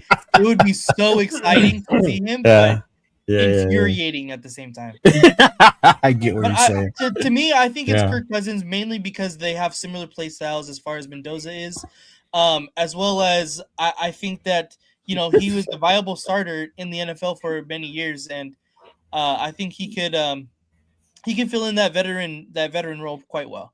You don't think Kirk wants to continue to keep winning? Like, he doesn't think in his mind, I'm still a number one? Or you think he's at the mindset where he knows what it is at this point? It's tough, because obviously every player in the NFL, no matter how high or how good you've been in the NFL, like Yeah. they all want to be the number one guy. They all think that you have to have the mindset that you're the number one guy, or you're not going to last in the NFL for very long. Kirk Cousins is smart enough, and he's been in the league for long enough to realize that, you know, every person on a team has a role on the team. And whether that's, you know, being the number one quarterback or being the backup, I think he's smart enough and mature enough to realize, hey, like maybe it's time. Maybe it's time to step into this mentor role. Maybe it's time to not get fucking all of my contracts to be guaranteed so I can help my team out, right? To me, that's why I think Kirk Cousins is the best possible, not the best possible signing, but the most logical signing at least.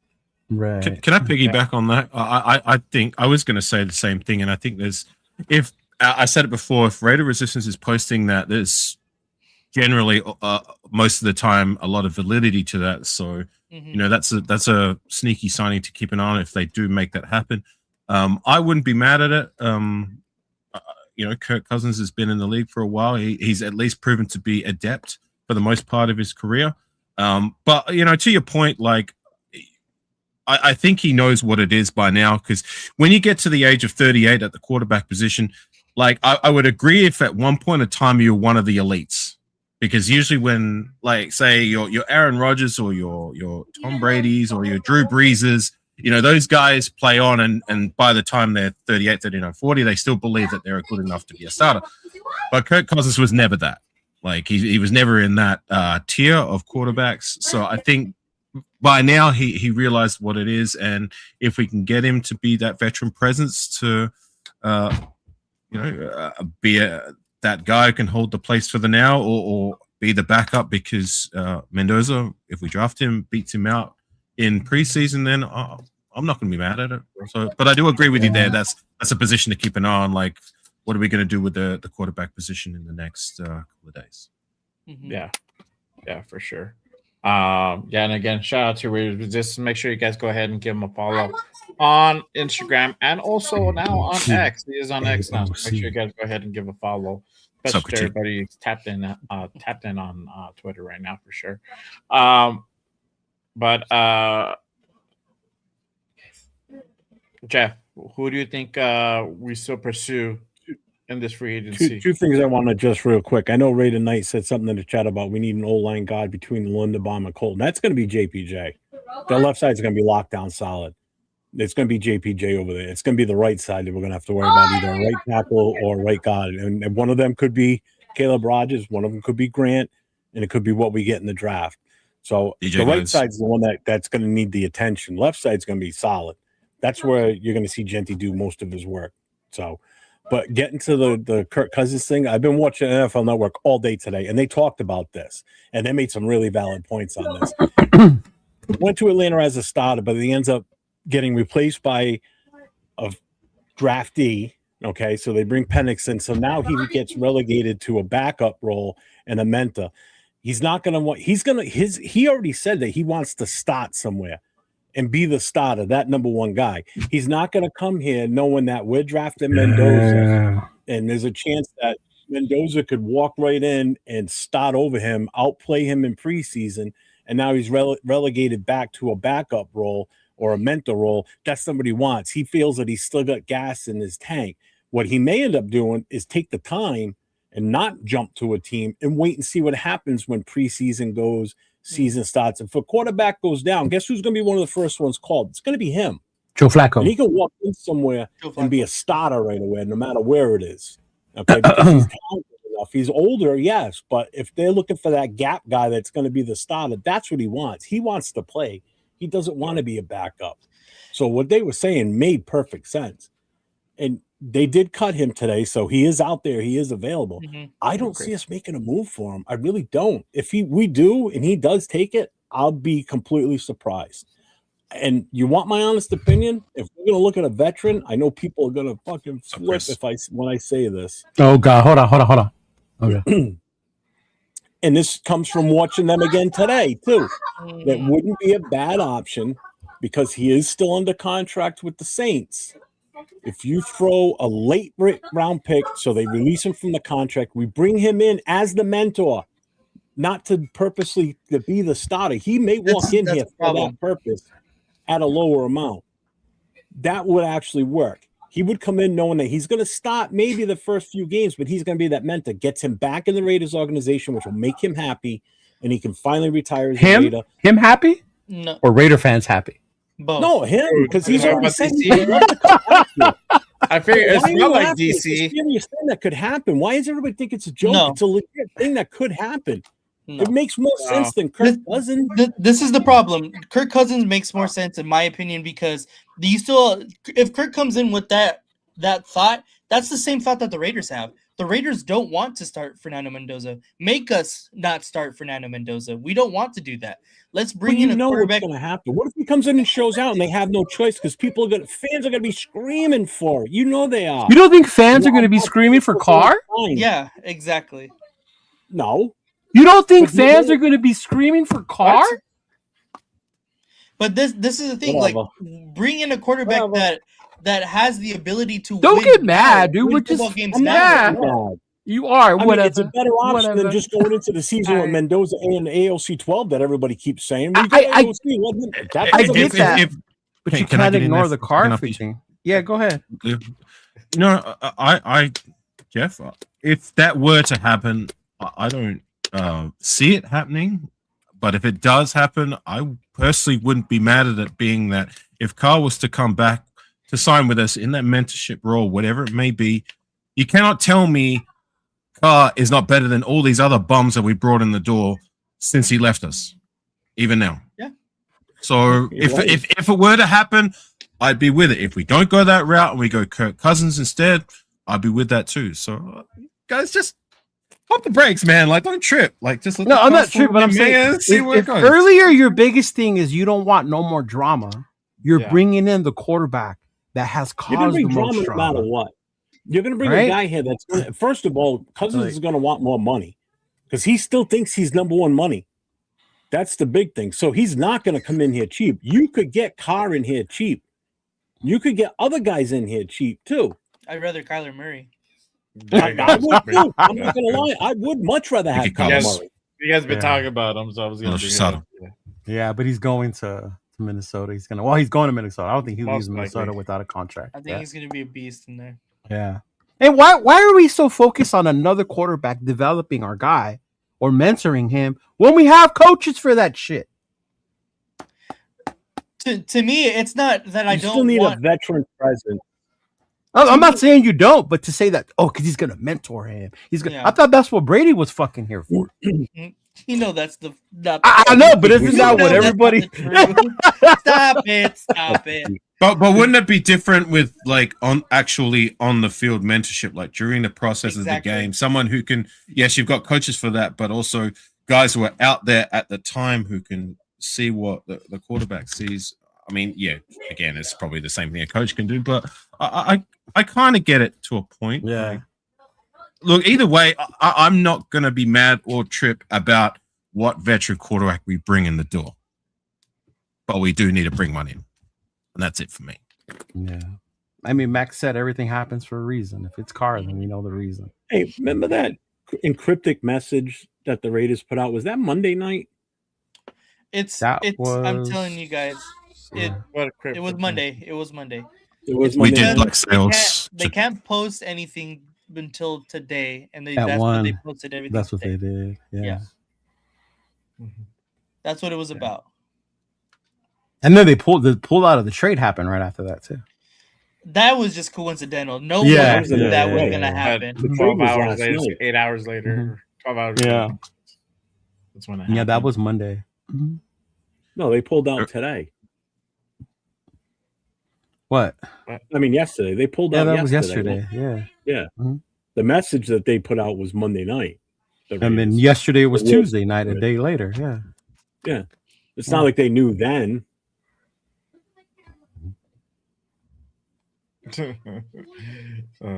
Max is a flocker. Just to address the chat before someone was asking if we addressed the tweet. Yes, we did. Yeah, we did. talked about it. I think he was asking, what do we think about the tweet? We thought it was cool because I had the Undertaker. Yeah. Like good old Taker there. Right? Give a shout out to Brendan Carroll. Oh, man.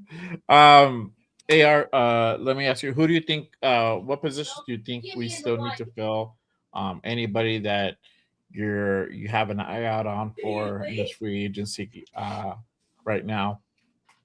My answer was going to be Nate's answer. But outside of that, like, I guess just looking at the roster, I mean, it'd be nice if we had a wide receiver that we could bring into the door that could possibly give competition to be that number one. I don't believe it's that. What's his name? The guy we brought in the door, Naylor. Naylor. You know, maybe he might prove me wrong, or we might go the route of the draft. But look, I'm cool with the roster for the now. If we can get some more pieces, cool. I don't see us finding any more starters. I see us finding more depth guys, as it may be for the now. But yeah, look, whatever makes the roster better, I'm all for it. I'm with it. Yeah. Leo, did I ask you who do you think we should go after, or what position should be filled? Yeah. Mm-hmm. Okay. Cool, That's an offensive line. Yeah. Mm-hmm. Yeah. Honestly, I still think maybe picking up another linebacker wouldn't hurt. There's a couple of guys out there. Obviously, offensive line. I think the question. We love you too. She's talking to her dog. Leo? Oh, really? Remember the dog's name is Leo? Yeah. Uh-huh. That's funny. Max just tweeted again. No, we already covered it. No, but Max. Okay, I was gonna say because I was like, right now, did we do it again? I know. I'm like, yeah. You know, it's funny how not every player is active on social media. I was trying to find Tyler Lindenbaum. His thing, he hasn't posted in like over a year, bro. Like over. Honestly, a year. Probably be for the better. Yeah, and I like that. I didn't find nothing on him. You know what? I like this guy. Yeah. Mm-hmm. Yeah. But yeah, there's a couple linebackers out there. Dream Law got released the other day. He's out there.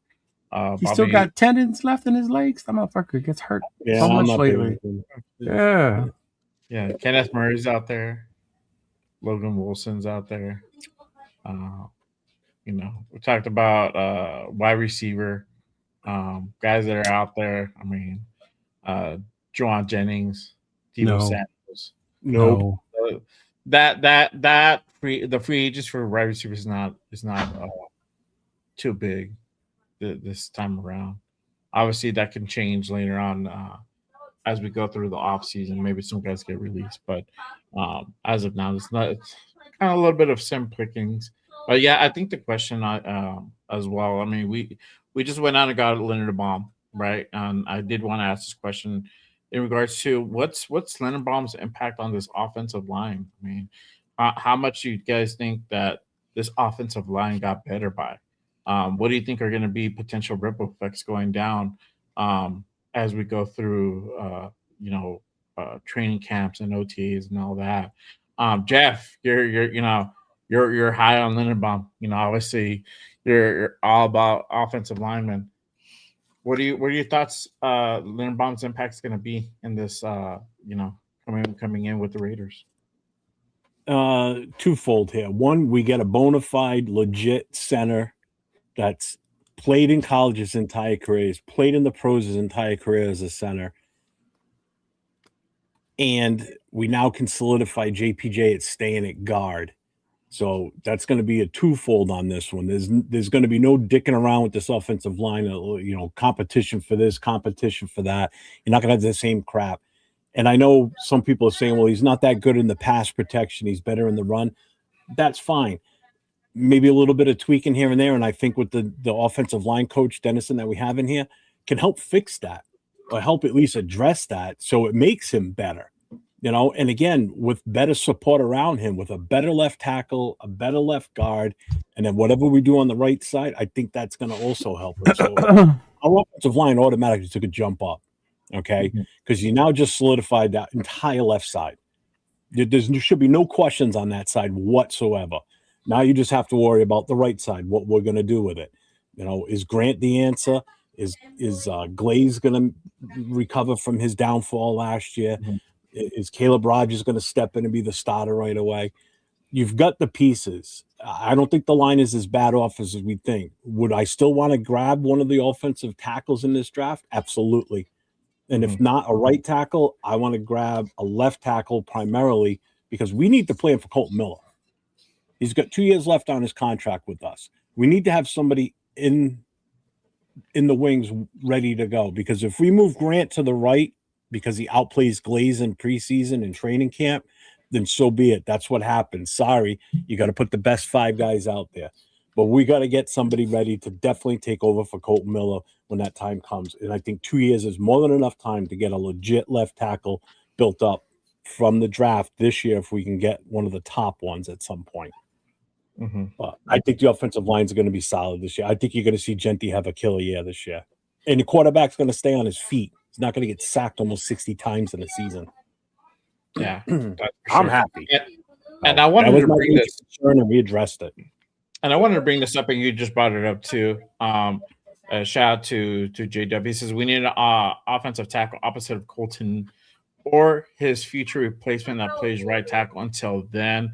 So obviously, the question is in this free agency, are we going to go ahead and ultimately upgrade that right tackle position?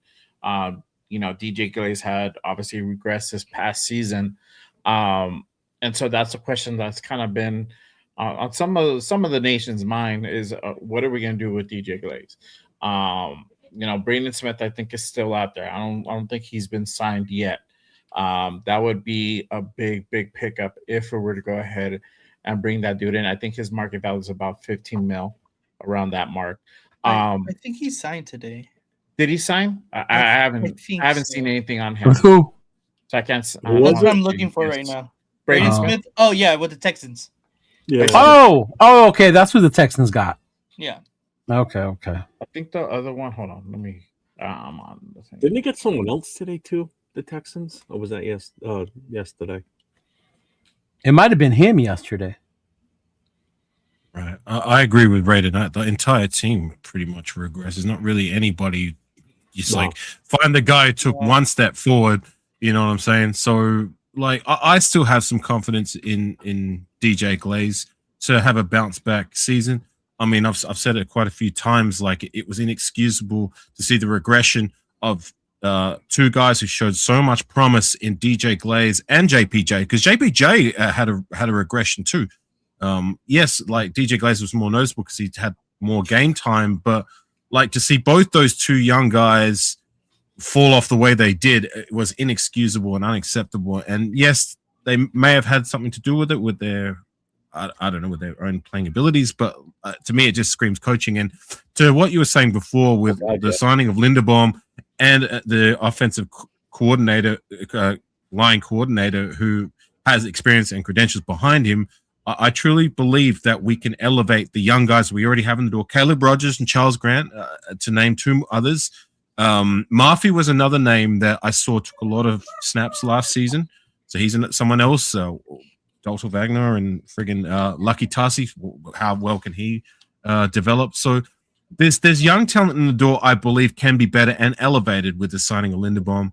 And the other thing that I liked as well with the signing is the way JPJ reacted to it. I believe it was X, but it may have been Instagram, but he was very quick to post something along the lines of LFG, let's fucking go, upon the signing of Linderbaum. So the notion that he may be upset about that, I think, got thrown right out the door.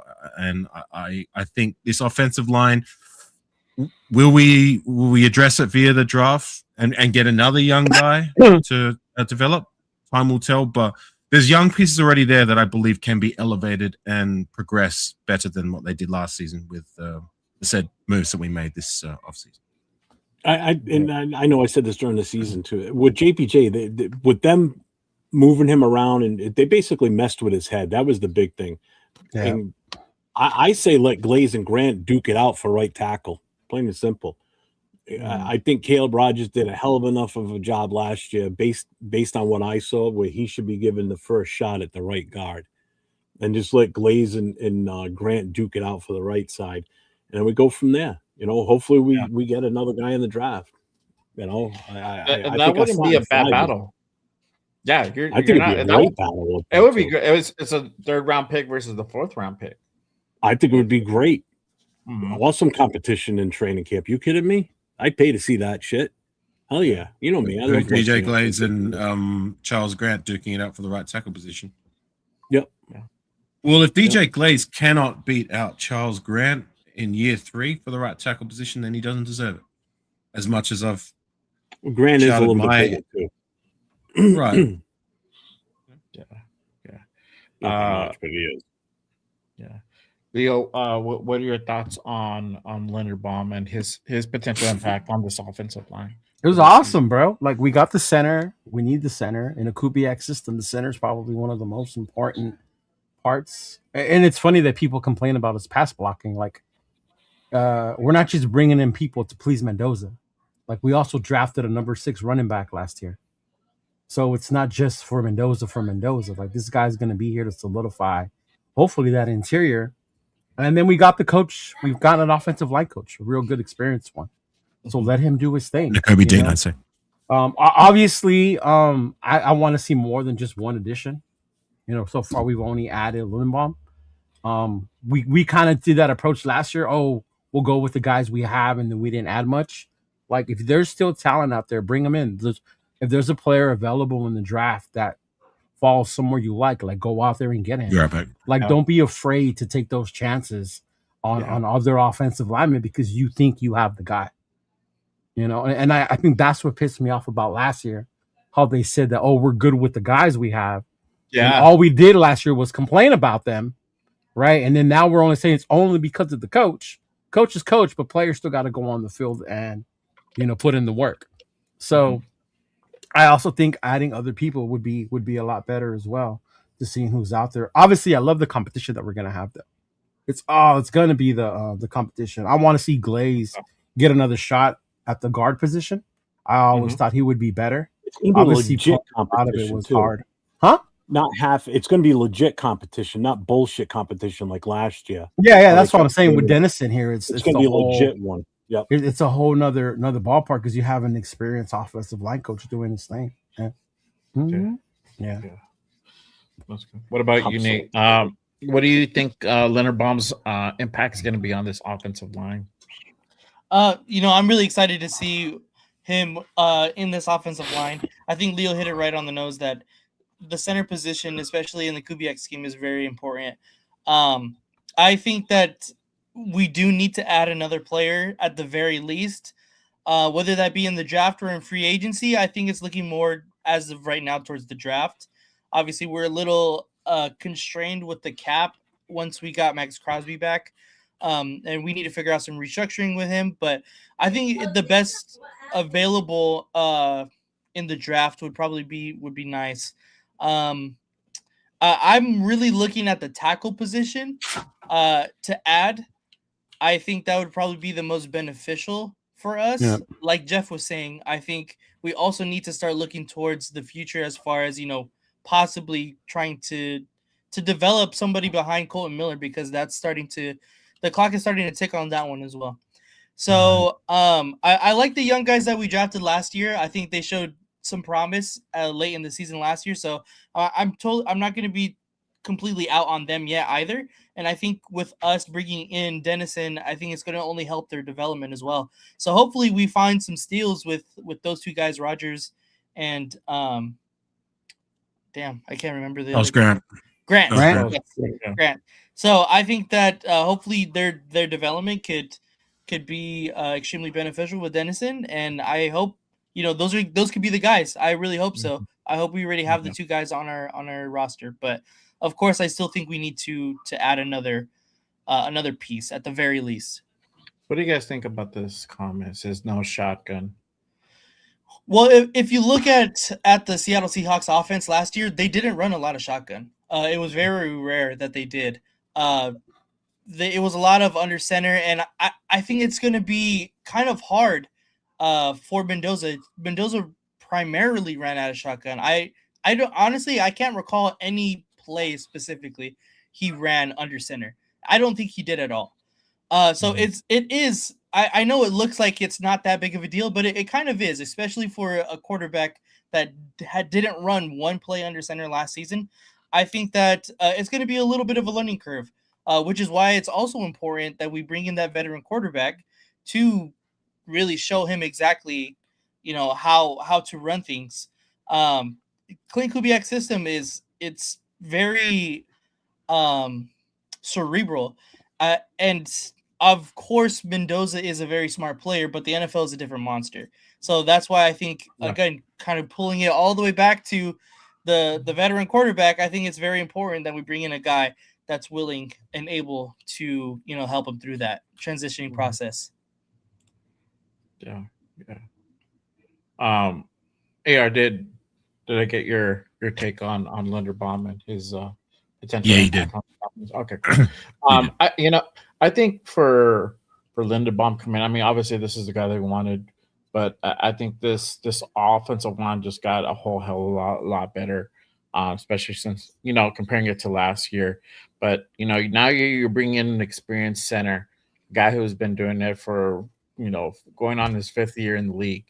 I think 2 or 3 years prior in college. So he's been doing it for about 7 years now. Far more experienced than JPJ at center. And we've had discussions in regards to, the differences in between JPJ and somebody experienced like Tyler Linderbaum. But not only that, you're also getting that leadership. A guy who really knows what he's doing, who's dialed in on that position itself. Reps matter. The thing is that we didn't see JPJ at center last year. And that's a big thing. Having 1 year off at center is huge. So I'm glad we bought Tyler Linderbaum. I mean, I think JPJ is going to benefit from this.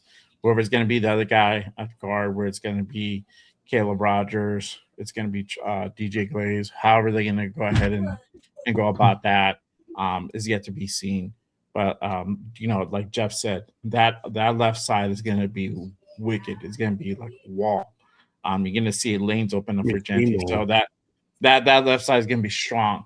Hopefully we can go ahead and get some of the things corrected on the right side, that we can go ahead and kind of even that out, and we can just be a really, really solid line all the way around for sure. But to kind of bring up what you guys kind of brought up in regards to like Colton Miller and finding his replacement down the line. I did a mock the other day, back when we had the 14th pick, but I drafted a guy, Markel Bell. He's a left tackle out of Miami, and that's when you're drafting.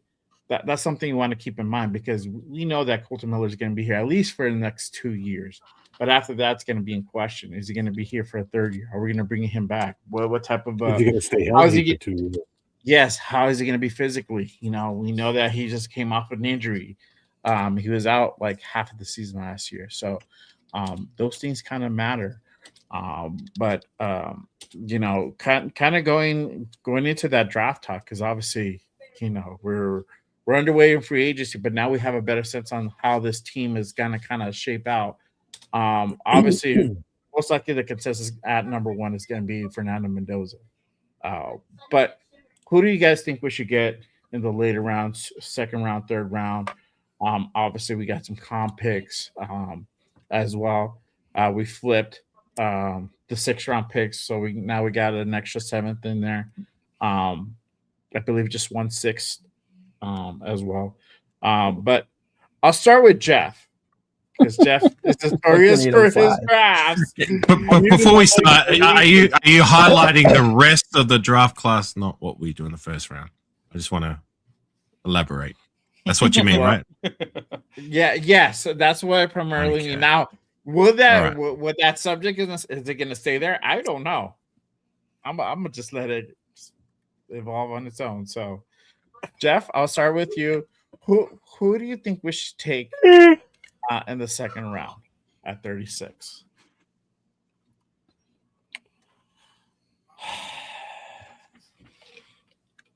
He's running a mock draft as we speak. No, I'm running in my head. I have his 28 pick mock. Derek Carr.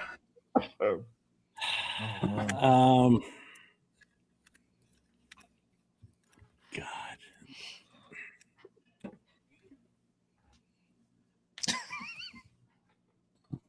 Well, I didn't think you had to think about it It's that going to be hard, an bro. offensive lineman. It's a tackle.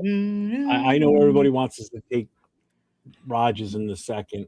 Rodriguez, I mean. The first tackle that comes to mind that might fit there or be at that spot might be the kid from Arizona, Ilchinor, if he makes it, if he lasts that long. Mm-hmm. But I would go Best with the best offensive tackle available at that point, or go with the top defensive tackle. That's my feeling. I don't want to go wide receiver. Sorry. I would have probably been okay with it at number 14 because we could have not an probably option. gotten a good one at that point. But Yeah. 14's off the board, so Only in fantasy land. Ravens. Yeah. Yeah, we just had a But brief. if we traded away the number 1 pick, we'd have extra picks to get all these different plays that we could really use to build this roster up. In a different I was so multiverse. hopeful we were going to go a whole stream where we weren't going to You know debate he's not that. We going to. almost made it. Almost made it. You're I wouldn't even trade them to the Jets. I'd trade it with Arizona. People live in multiverses nowadays, so it's like I they said earlier. It's Don't the tell me how Truman to Show. opinion. It's the Truman Show. Don't tell me how to make my mouth draft in my head. It's the Truman Show. Hey, Jay told you to after the first round, man. Yes, that's why. That's why I told you. I'm like, look, I said second. Jake too Now it's- after the That's why I first tried round. to Come on, elaborate it. I was That's why hoping I to go a said. whole stream without debating the first Dude, pick overall yeah, when it's been debated so exactly. many times. Can we go in a different direction, please? Can I ask a simple question though? Seriously, this is a legit question. Is Are it we though? are we not all Raider fans? Right? Hang on. Do we pay Oh, attention to rules? Fuck no. So I circumvented the rules and went my way. So then why are we mad? Baltimore broke them. No, that's just a bullshit move. That's Let it go our way, man.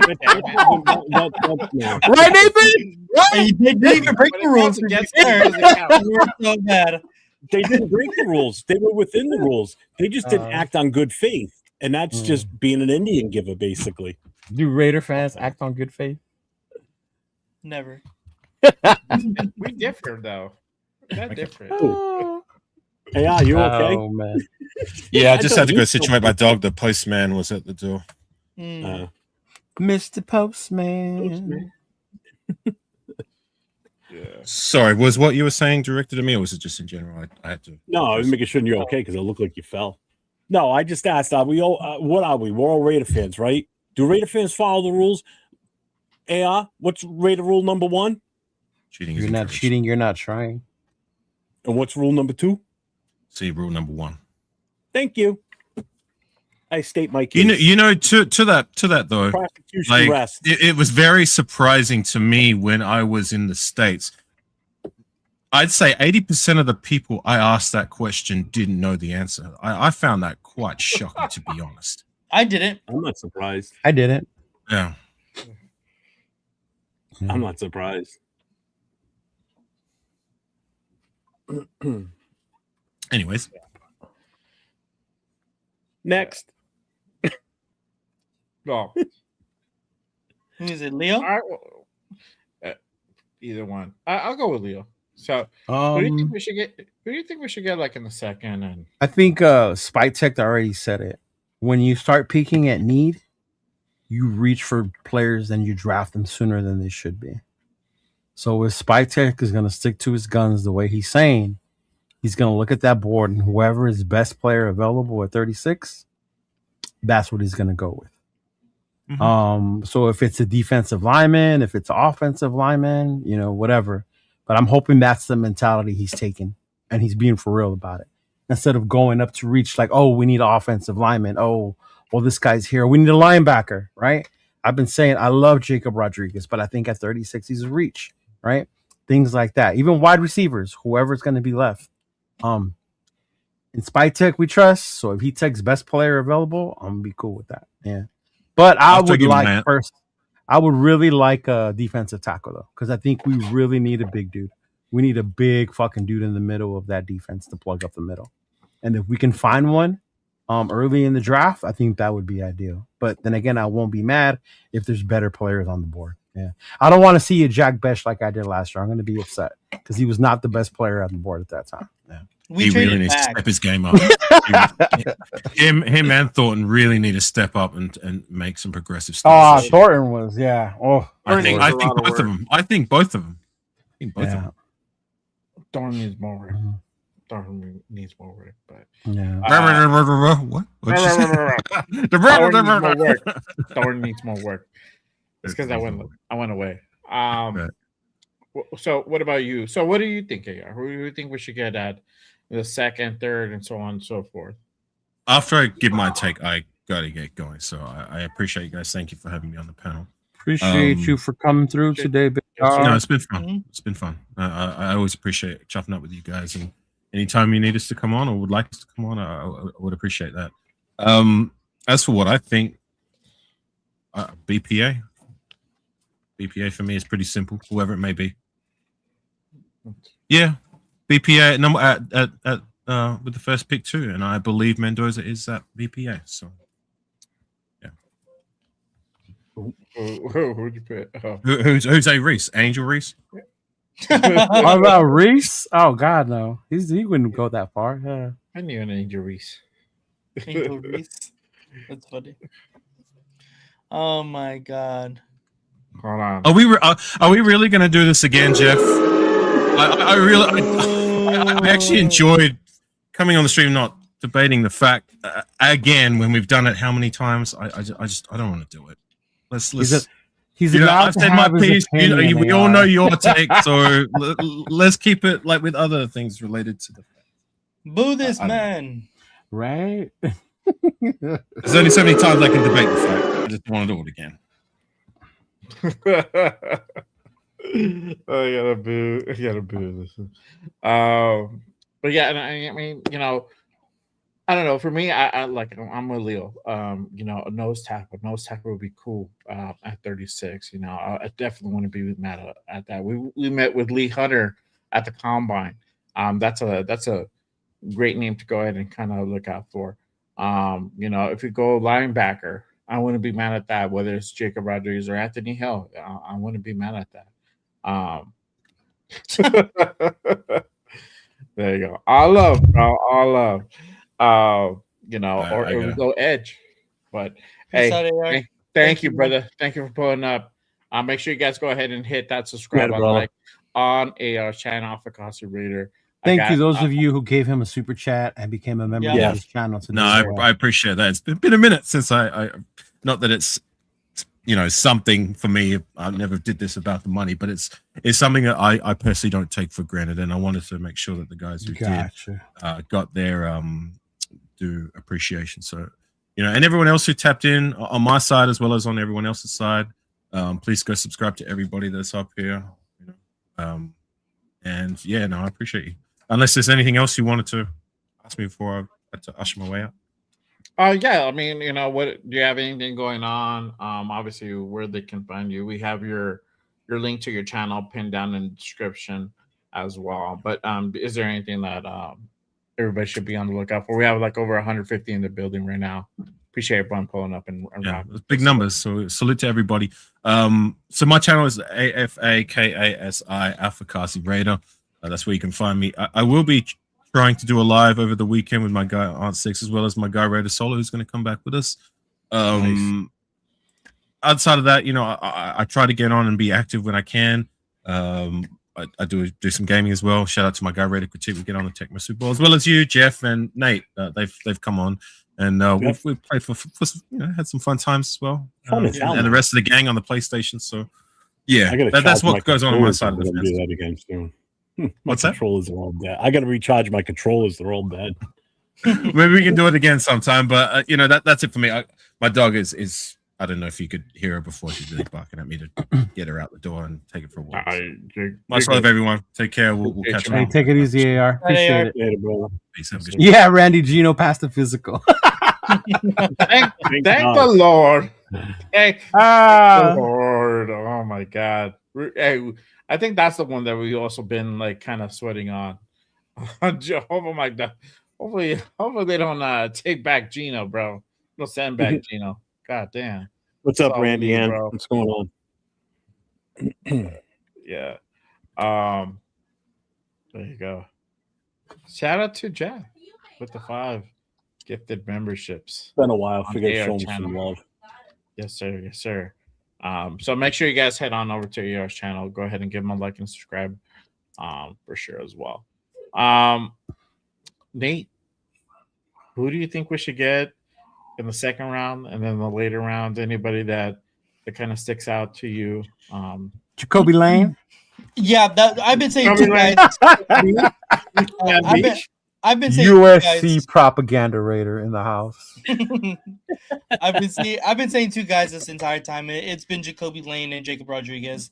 And Malachi Fields. Appreciate you, John. Malachi Fields, garbage. But I think those two guys could. I think less now considering our signings, Jacob Rodriguez. But I think I would want him even more now considering our signings. You think so? Yeah. Because now you wouldn't put so much weight on a rookie linebacker. You know? Yeah. I guess I could see that, but the thing is, then you have the same argument that people had last year. We have a second round pick, and he's not even playing. No, I think he'll get in there. I think they'll do some rotational shit with those guys. Yeah. I think they will. Mm-hmm. Yeah. Over Quay and Nakobe. You can move them a little bit. Remember, it's 4 linebackers now. You can move on one of the insides on the other end. Yeah, a little bit, but I'm saying like yeah. The same argument would still show is I think is the problem, and I do think that we go offense. I think realistically we do go best offensive lineman available. But my hope would be of course Jacoby Lane or Jacob Rodriguez. You guys are colluding together. You said best offensive lineman. You guys texted each other before this fucking show started. No, I just think that if we're I think now more as well because of the Maxx Crosby contract and we don't know what the restructure is going to look like. I think that we're going to be it's going to be a little bit harder to sign a free agent offensive tackle or offensive guard, whatever they value more at this point. And so that we get that we obviously have the number 1 overall pick, which is going to be Mendoza, and our number 1 priority is going to keep him up. And so I think that's going to be the best offensive lineman at the second spot, the second round spot. But of course, for selfish reasons, I would want it to be Jacoby Lane. I think that he's the first round talent and you can get in the second round. Yeah. That high? Thunderstorm ripping through here right now. Holy 36 Jacoby Lane, huh? I think that's where his value is about right now, considering his combine. Yeah. Who is it again? I'm sorry. I was trying to listen to what's going on outside. Jacoby Lane. I mean, his film looks good, bro. Pretty solid. Yeah. Pretty solid. Yeah, how crazy would it be if people would take that Kyle Lemon shit seriously and he falls because of his demeanor? I would fucking love it. I'll tell you that. It would be like when Randy Moss fell, remember? Because of his attitude problem. So stupid. I mean, we just had Shadur Sanders all the way down to the 5th round. That's crazy. Oh, man, that would be his crazy. attitude, you know? Yeah. Mm-hmm. Oh man, it's loud out there. You sure you're not just farting? Don't trust me, because I could see out that window and I could see the flashing. And the fire department next town over just went out for trouble boxes, which means they got lightning strikes already. Not surprised because it's fucking it's got warm out there. Most of the snow's gone already. Yeah. 70 something here on Tuesday. Oh God, you guys must have been blazing. Did you bring out the sunblock? Nah, not for me. I don't need sunblock. Oh. I tan right away. Boom. You're 5'3". Thunder buddy. Yeah. My Kyle Lemon is 5'3" now. I got my thunder buddy right here. My Fallout character. Oh Lord. The dude has a Fallout character. I got it for Christmas for my granddaughter, so nothing wrong with that. Oh, I got the Undertaker. Did I get the Undertaker? Yeah, I got the Undertaker. Oh, and Dusty from Stranger Things. Yeah. I got my bobblehead Gorilla and Violator. Oh. Yeah. No, I was looking for any Tyler Linderbaum news. So looks like it's gonna be tomorrow. Mañana. You heard Jaw? He's in Vegas. Mm-hmm. Oh, yeah, He just landed. There you go. You know what? I'm not surprised. I wouldn't be surprised if they do more of a press conference thing with him because he's the big free agent thing. That's what I said earlier. Oh, I didn't hear you say that. I think that's why they didn't do it today. Wasn't listening. Yeah. Today's the kind Jay said, "Fuck the presser. I want to know now." Remember? Yes, I'm like, look him down now, bro. Because I'm over here like sweating. Jeff, that's why I said what I showed you guys earlier. It was like there's a scheduled thing because, like how you're saying, it's such a big signing. Think about when we got Wilkins. It was they waited till Wilkins got here, and then that's when they did the presser that Wilkins was here. Yeah, I mean, because he's the big shiny object. He's the big shiny object this offseason. Yeah. Out of all free agents, not just us. I mean, just no, he was the big one. Yeah. NFL. Yeah. Mm-hmm. He was the one that was going to be most sought after, and we win. Yeah. Winning. Yeah. Hopefully it works out for us, because I'm still waiting for the NFL to release the Wilkins files. I need to know what happened, bro. It's been a while and nothing. We've heard nothing. I don't think we'll hear anything until like next year. Watch. No, we're gonna hear nothing ever. Yeah, like I don't know. Only Adam Butler knows. All I know is that Peter Carroll all of a sudden is on X apologizing that he should have did a lot better with the offensive line. Fuck you, Peter Carroll. Hey, you know what? Don't you slander his name. Without him, we wouldn't have the number 1 pick. And this is the year I didn't want it. Right? I wish we would have had the number 1 pick. Years we're like, we should get the number 1. The worst draft here, we're like, okay, now we got the number 1. Right. Yeah. Out of the year, we're like, oh, Max is never going to be traded. Max gets traded, then it gets sent back. Oh, man. I'm telling you, we can't have nice things. No, that's what 805 said yesterday. The minute he hopped on. Leo, why can't we have nice things? That was because we're the fucking Raiders, bro. Yep. And you know what? I wasn't too shocked because I'm like, yeah, things are going too good. I'm like, oh, Raider Pete Concepcion would be fucking nice, man. Jesus Christ, I would love Concepcion. Yeah. See, having that 14. Nice. Midget George football could be one of the wildest things one could witness. Hey, bro, if we sign Kyler Murray and we have Ashton Genty and then we have Mekhi Lemon, bruh, Midget George football. Come on now, Nathan. Little people running down the fucking sideline, bro. That's it. It'll be like that old video game. Remember the kids with the little big heads, the backyard football? Oh, backyard football, yeah. Yeah, hey, that shit was fun as fuck, though. Did you see Foster Moreau went to the Texans? Yeah. No, did he really? You know what? I'm glad he's still playing. I remember when that whole thing went down when they found that in his blood. Remember from the physical? Yeah. Yeah. I like Foster Moreau. I did like Foster Moreau. I did too. Yeah, he was good. I always liked him. Yeah. That's a good weapon for CJ over there. Yeah. Getting sorry? No, dude, the draft is... Jeff, do you remember what the draft used to be 10 years ago? So as far as even entertainment wise, I mean, it was always on TV, but it wasn't like it is now. Yeah. Even more. It was more than 10 years ago before they switched to this current kind of format. Oh God, it's a far cry from what it used to be when it used to be in New York City all the time. Yeah. You know, they were in the Radio City Music Hall. City Music Hall. You would hear when in there. Because I had a few of my friends that used to go in there, and what they would do is ESPN was the sponsor for it, so they would give you all kinds of shit for free when you walked in the door, and one of them would be a transistor radio. You'd put the earpiece in because you would listen to the live broadcast of Chris Berman and all the guys, because other than that, it's so loud in there you can't hear shit. And you'd be able to listen to them live as they're talking, so you'd be looking right at them and you're listening to everything they're saying. You know? But yeah, it wasn't as commercialized as it is now. No. Like first round was It's so fucking first and long second too. Oh my round god, were the first like- round lasts forever now. Jesus Christ. Yeah. Well, they milk it. Yeah, when we were standing there, we picked what, 13 that year we went to Detroit? Jesus Christ, it seemed like we were standing there forever just to get to 13. Yeah. Mhm. Yeah. And that's the other thing I was excited with the number 14. I figured because I Right. talking to 805, I said, this is going to be fun for us because now we're going to be able to stay for the first round for the rest of our pick. It's not like the first pick comes in and move back away from the stage a little bit or move further out of the crowd.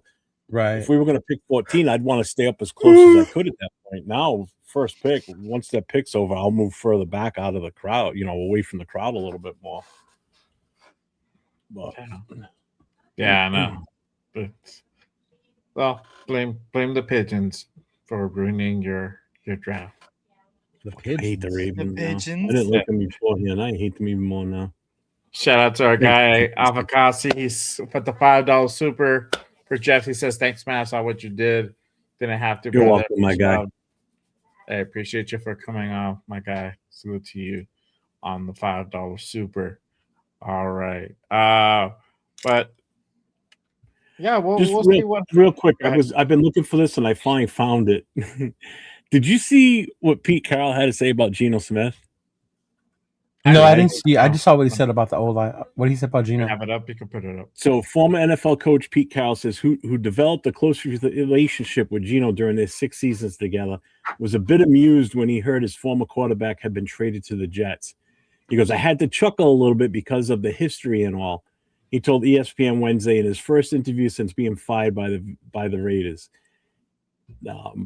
He says we should have coached him better. Was one of the things. That's what he said about the O-line too. We should have coached them better. He goes, "I love talking about G." That's what he calls Geno. He goes, "I think I see him differently than a lot of other people see him. I love him and appreciate him differently. He's a phenomenal quarterback. He really is," Carroll said. "He had a fantastic offseason and preseason with us, and he comes out in the first game, has a great first game. It was all fitting. It was exactly the right time for us, and then we just faltered. We didn't do well enough coaching." No shit, Pete. He goes, "We should have had him better prepared for things that happened, and that wouldn't have happened," he said. He goes, "I take a lot of responsibility in that. We didn't prepare him well enough in the offseason, even though he looked great and we felt we had everything lined up. It was very, very disappointing for us both."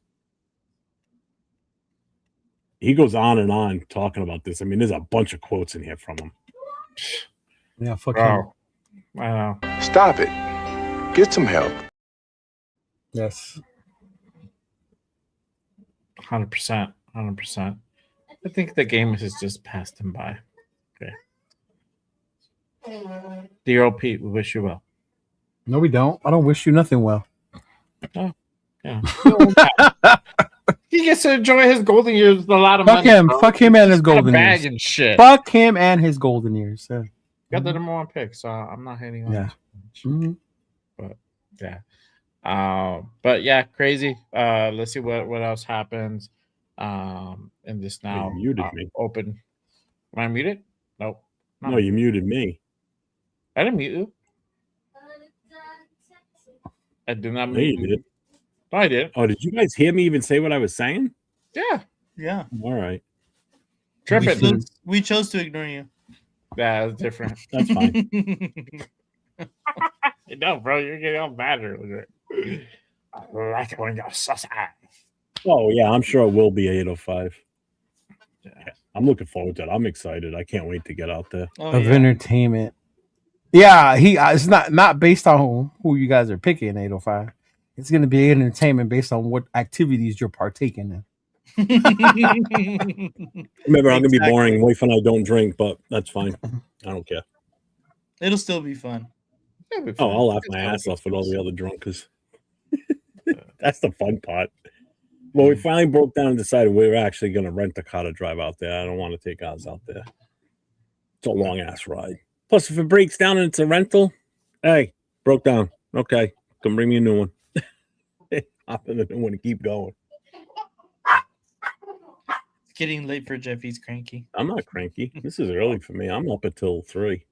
She is up till 3 because I'm like, He God damn, is. bro, why are you so up?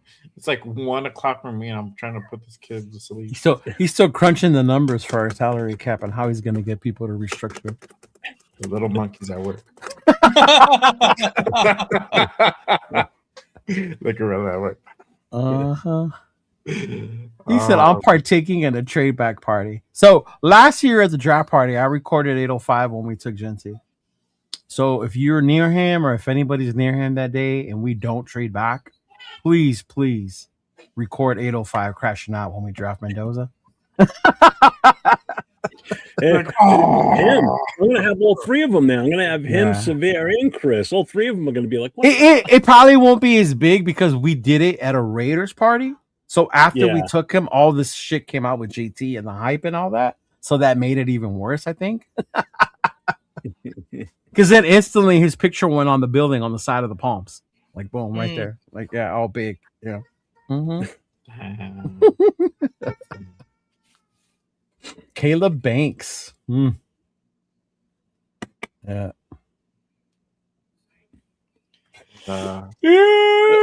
Let them know what you guys have going on. Anything that everybody should be looking out for. We have over 100 in the building. Appreciate again everyone pulling up and rocking with us on this Wednesday night for free agency madness. Leo, what do you have going on this week? You have anything else lined up? No. Today's Wednesday. I'll be back on Monday with my Poodle Raider podcast crew. So I'll be back on with Raquel and Shona. Raquel joined us a little bit yesterday after the Ravens pulled out on the deal. So definitely get Shona's reaction to that. The big pullout. Yeah, the big pullout. So we'll see what happens. And then hopefully by then, everyone will be announced. I had to talk Chona off the ledge right now a little bit. Chona was getting a little worried. He didn't see all the players signed that had committed. So I was, telling him, relax. They just landed. He's like, okay, cool. I saw him post this just now, and I went into the mock draft thing. Yeah. Jets didn't offer me anything. Really? They didn't. First one to come up was Arizona, and nothing from the Jets. Nothing at all. That's crazy. Because they got Gino. God bless them. Yep. Arch Manning, here we come, huh? Right. Arch Manning. Mm-hmm. Arch Manning not wanting to go there. Here they come. Mm-hmm. It's not even be Arch. Should be his family. Mm-hmm. Yeah, exactly. Oh, God, yeah. Yeah, it wouldn't be Arch. Like saying, hell no. And Eli, the uncle's going, no, don't let him go to the Jets. Yeah, he's not there. That's the wrong league. Nate and I will be on tomorrow night. You got a hockey game or anything you're gonna go to, or you good? So honestly, I almost went to the Clipper game tonight, you guys. So lucky. What? Clipper game. Yeah, there. Oh, that's tickets. Right. You're an Angel fan, so you're just like all over. There were free tickets, so Jesus, I've never been to baseball and basketball. I'm not a Clipper fan. He's a Laker fan. Then why would you go to a Clipper game? Because it was free. Tickets. Who are they playing? Who are they playing? Oh, free tickets. Who are they playing? They're playing the Wolves? Yeah. You would have seen Ant-Man? Yeah. Oh, okay. Exactly. That's different. Now it makes sense. Okay. Exactly. If it's for free, I mean, No, but for free to see Ant-Man? Oh, yeah. That's why. Like if the Clippers were playing the Wizards and they were for free, I'd be like, it's a lot of traffic. I got to pay parking. Exactly. Like, Exactly. 2 hours. Who's Ant-Man? I don't follow basketball. So. Anthony Edwards. Yeah. Mm-hmm. Michael Jordan's illegitimate son. Anthony Edwards, the guy from ER? The guy from Revenge of the Nerds? No.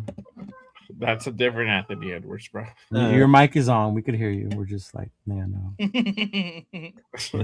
I'm gonna ignore you. Yeah. Oh my bad. That's crazy.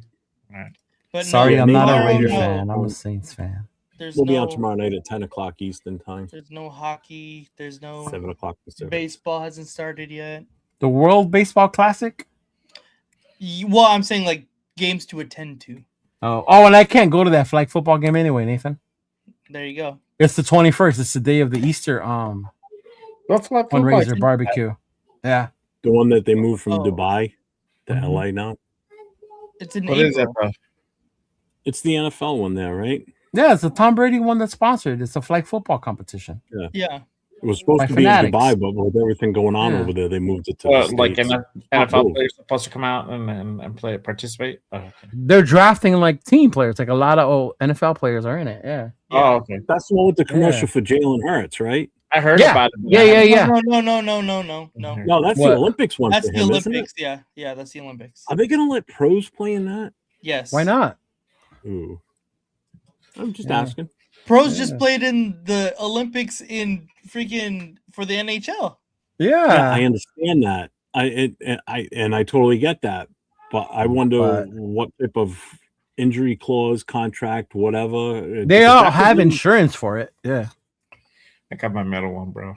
Yeah, insurance is great, but what about the players that are going to be on the field for whatever? You know what I mean? Like, how's that impact the team? Like, say Genti goes out there and blows out a knee. Now what? Genti's on the flag football team. So I know he is. That's why I'm saying it. Yeah. So what if he goes out there and blows a knee out? Then he blows his knee out and we pick Jeremiah Love. I hope that means Genti's going to go to Battle for Vegas if he's doing extra. Yeah, all right. But what about the Olympics? Yeah, it's the same thing, though. I mean, that happens after the draft that year. And Mendoza goes out there and plays quarterback, and he tears his ACL. Now what? Now we're screwed. Oh, shucks. Oh, no. Boo, boo. I know too you won't, Mike. Oh, you mean we got to draft on the quarterback? Oh, now we got to actually have a good one. Fuck. We got to get a good one. Hey, Nate, tomorrow night, what do you think about doing mock drafts? Oh, I'm cool with it. I'm cool with it. Let there be. We haven't done one yet. Let there be mock drafts. Just make sure you don't. Make sure you have one without the number 14 pick. Yes, and they're already up there. Cap Jeff at 15. Yeah, I don't get more than 15. If not, you're gonna be there all night. Jeff, you can't make any trade back. No, I wouldn't. I would do very minimal. I'm not gonna because it'd be a serious one. When I do those big ass ones, that's just to be funny and see how many I can get. 805. What are you saying? Mendoza doesn't have a run game to rely on and play football. He wouldn't know what to do, huh? I just back shoulder throws 805 all the way down the field, baby. Back shoulder throws. Caleb Williams is gonna torch an absolute freaking poor French team in the fucking Olympics. I'm sorry. But hey, 805, Bob. Guess what? He's pro ready. End of story. Who's pro ready? Who's pro ready? He's not pro ready. And that didn't even work out for them. Yeah, exactly. I wanted to Bo Callahan. Bo Callahan. What was the name of the guy they took? Shit. The defensive player they ended up taking in that movie. The linebacker at Ohio State, Arvell Reese. Shut up. He looked like Arvell Reese a little bit. I forgot his name. Right now. Was it Mac or something? It was Mac. Vontae Mack. Vontae Mack. Yeah. And what was the running back's name? Something Jennings. Something Junior. Yeah. Something Jennings. Yeah. Because that was the running back was he was Cleveland royalty. Yeah, it was Arian Foster. Terry Crews' son in the movie. Yeah, it was Arian Foster. Arian Foster. Yes. Hey. I would take Arian Foster. I'm gonna watch that a few times leading up to the draft. Not that great. Would you guys hate if the Raiders drafted Branch at any point? Oh, I would love Zach Branch. Oh, of course. He's Raider. If he's there later in the draft, why not? I know, because I saw like Raider royalty. Yeah. Would you guys be mad at that? I wouldn't, but you have to remember that he's not a big receiver. He's not size either. Yeah. He's a better Trey Tucker. Yes. Just imagine we grab him and he ends up out playing Tucker, and Tucker gets cut in training camp. Well, then you gotta start crunching the numbers, bro. Get Tucker out of there. I'm gonna get the little monkey. Go get in your little cave with your cap nerds and be like, all right, y'all. Look, this is what we can do. Yeah. You should. I should. We should make a clip and go back to when 805 says he's not pro ready. Because there was one live he did when they were talking about quarterbacks being pro ready, and he was like, That guy's not pro ready. "Yeah, he's not pro ready. The only one that's pro ready around here is Simpson." I did it for you to piss you off. Oh my god! Caleb Williams would be the perfect flag football quarterback, and I completely agree. Yeah. Oh god, yeah. But I think it's gonna be Jalen Hurts though. Oof. You think so? Isn't Tom Brady playing too, or is he coaching? No, that's completely different. I'm saying That's a different I'm one. thinking the Olympics and Olympics. Fanatics is different. Oh, yeah, the The Olympics. Fanatics tournament's the one that's coming up. Mhm. that's the one that's being moved from Dubai to LA. Yes. right. Uh-huh. Okay. Yeah. Yeah, he's playing in that one though, correct? Tom Brady and yes. Gronk. Yeah. Mhm.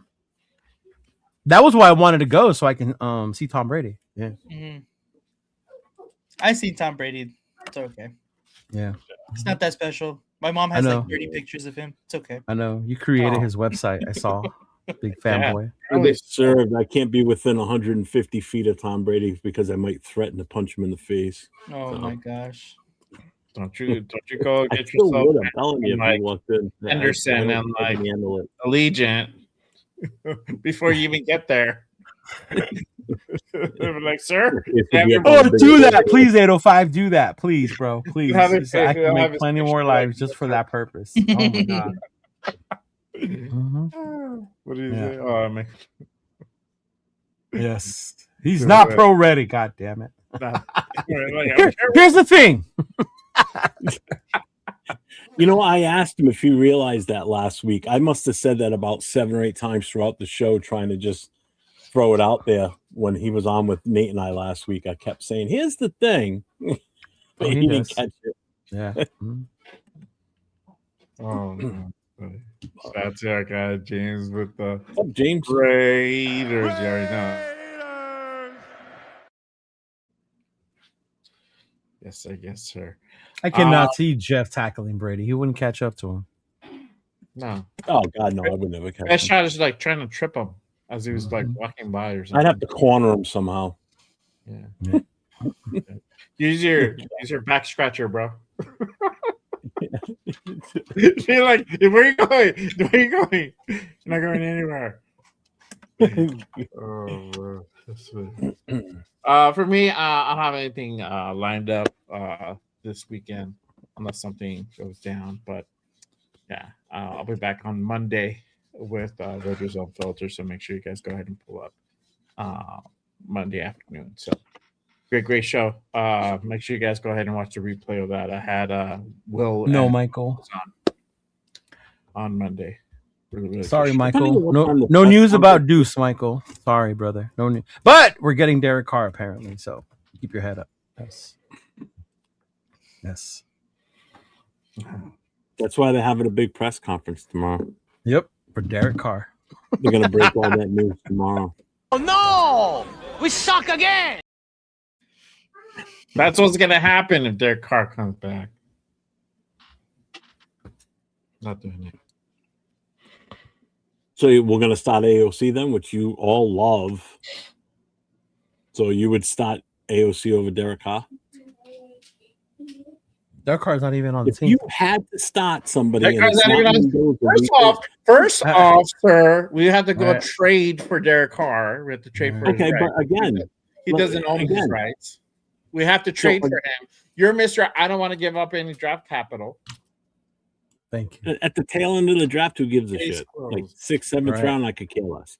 I But rest real my- quick, if Still have if to give it up. if we only have 2 quarterbacks on this roster, okay, it's Mendoza and it's AOC 12, and you cannot stop Mendoza. You're okay with just going into AOC 12 for say the first few weeks? Everybody that hates him so much, and he's not a good My quarterback, trust so you're okay is in with- Spytech, and I'm pretty sure he's not dumb No, enough. no, no. to- Leave everybody for else Carr out to of be it. there. No, why? Why? I'm not. I don't live in your universe. I don't live in Bizarro Land. Where it's either Carr or AOC, right? A car or nothing. Yeah. I It's don't Carr- live in that. Carr- I don't live in that world. But Yeah. again, are you okay going into this Right. preseason or the training camp with just 2 quarterbacks? If we don't get Cousins or anybody else. So I'm hopping in my time machine, shifting to another world where reality hits in, right? And those aren't our only two options. And Carr's the only Right other now they thing. are. You look at our Right? roster right now. We got Yeah. one quarterback. Yeah, we haven't even hit the draft yet. Mendoza's not even on here. So what's the point then. of like, So oh, there you you have go. to pick Carr or him? I didn't say Carr. I never said Carr or him. No. I said Mendoza Uh-huh. in AOC 12. So if those are my only You didn't two pick options, who am I going to pick? That's what I mean. You got to pick one of the two. Are you okay? But let's say you can't. Those are my only two options. So you just said it. So what other choice do I have? That's not what I'm saying. I said, are you confident going into the season with I'm not just confident going into the season with Mendoza. I know you're not. That's why I don't know why you're arguing with me. Yeah. I'm expecting the argument from Jay. Like, yeah, why would I be comfortable with either one of those? At that point, I know. it's like, I'm way more confident with Mendoza than AOC, of course. See, How much is Kyler Murray? How much is Kyler Murray again, Leo? huh? 7 cents How got much a is legit Kyler Murray point. again? Bizarro land. 1.5. Yo, dog, come take a spin real quick. Next door in Vegas, But dog. 7th Son has a legit point. What he just said too. When Carr was starting in this with New Orleans under Kubiak's offense before he got injured, he was cooking because he was looking good that season, and then it all went to shit because he got hurt. So if it's the same system they're running now, he could come in and do the same damn thing. Yeah, he's a couple years older.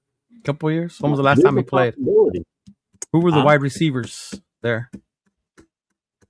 Well, what's his name was his first year there. Oh my God. Well, no, not Olave. Olave, right? Olave. Yeah, it was Olave. Alvin Kamara's on that team too, right? Great fucking weapon. Kamara hasn't Great been the fucking best weapon. the last few years. But Carr not has. been what he Don't go was back when he to. was- We're talking about that year. That year, Alvin Kamara balled out that year. But that's what I'm saying. Kamara hasn't been the best in the last few years. Neither And has that Carr. includes the year that he was there. Yeah, he hasn't played. So what's your point? Who was his tight end then? Oh, he had Foster Moreau then too, didn't he? Because Foster Moreau followed him there. Yeah. Mm-hmm. At that point, you know what? Tom Brady suit up. Tom Brady suit up. Let's go. Yeah. Money Chuck, Jay, why would Jay do that to Brady? I don't know, bro. Like, It's me that wants to hit Brady, not Jay. wrong guy. Yeah, it's me. Like that guy. Oh man. But other than that, appreciate you guys. Make sure you guys go ahead and pull up next week for another rated. Absolutely, Dennis. Great show, guys. But Michael Thomas, that was one of them. Yes, that's it. I knew it was an older receiver. I just couldn't remember who it was, but a receiver that was good in his days. So. Yep. Mm-hmm. Yeah, because Olave was a rookie that year, wasn't he? Or was it his second year? I want to say it was his second year. Yeah, I think. Yeah.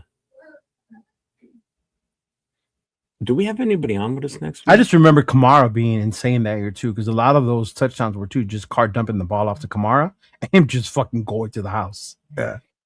Mm-hmm. I don't know. Leo would know. Do you have somebody on with us next week? Who?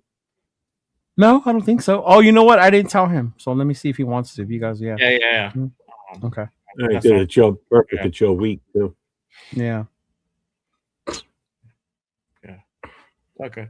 But either way, we'll have a fire show. So make sure you guys go ahead and pull up again. Appreciate everyone who tapped in with us today. Thank you for all the super, all the memberships, everybody who gifted memberships.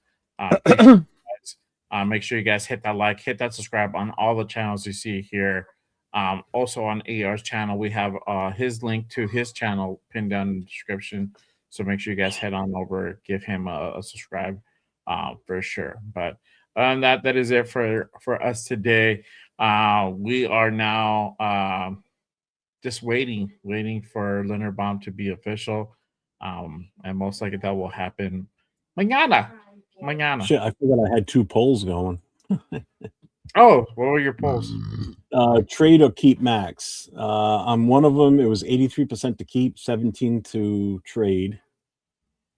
And on the other one was 73% to keep, 27 to trade. So it was 51 votes on one and 36 on the other. And favorite to keep him. Yeah. Majority wins to keep them. Like I said, if that's what happens, that's what happens. Yeah. Oh, he said Jay because Jay could catch Tom Brady. Oh, yeah, I could. I don't think so. I got that. Like, I bro, I don't think so. No. It is, bro. 5 yards. That's it. No. I think out of all of us, Nate might have the best shot out of the four. And even then, we might be pushing it, right, Nate? If we go the 5 of us that were on screen, then my money's on Afakasi. Yeah. Yeah.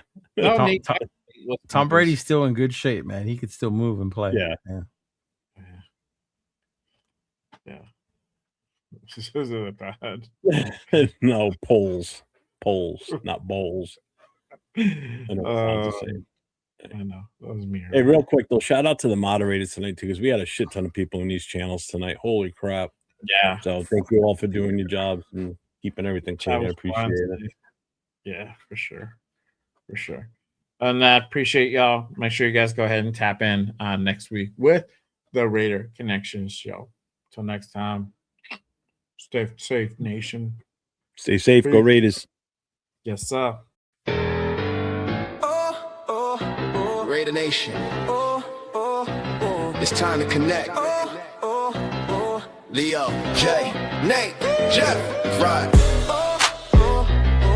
Yeah. Silver and black. The crew is insane. Breaking down the madness before you can blink. Another week, wow, another storyline. But the Raider Connection keeps it all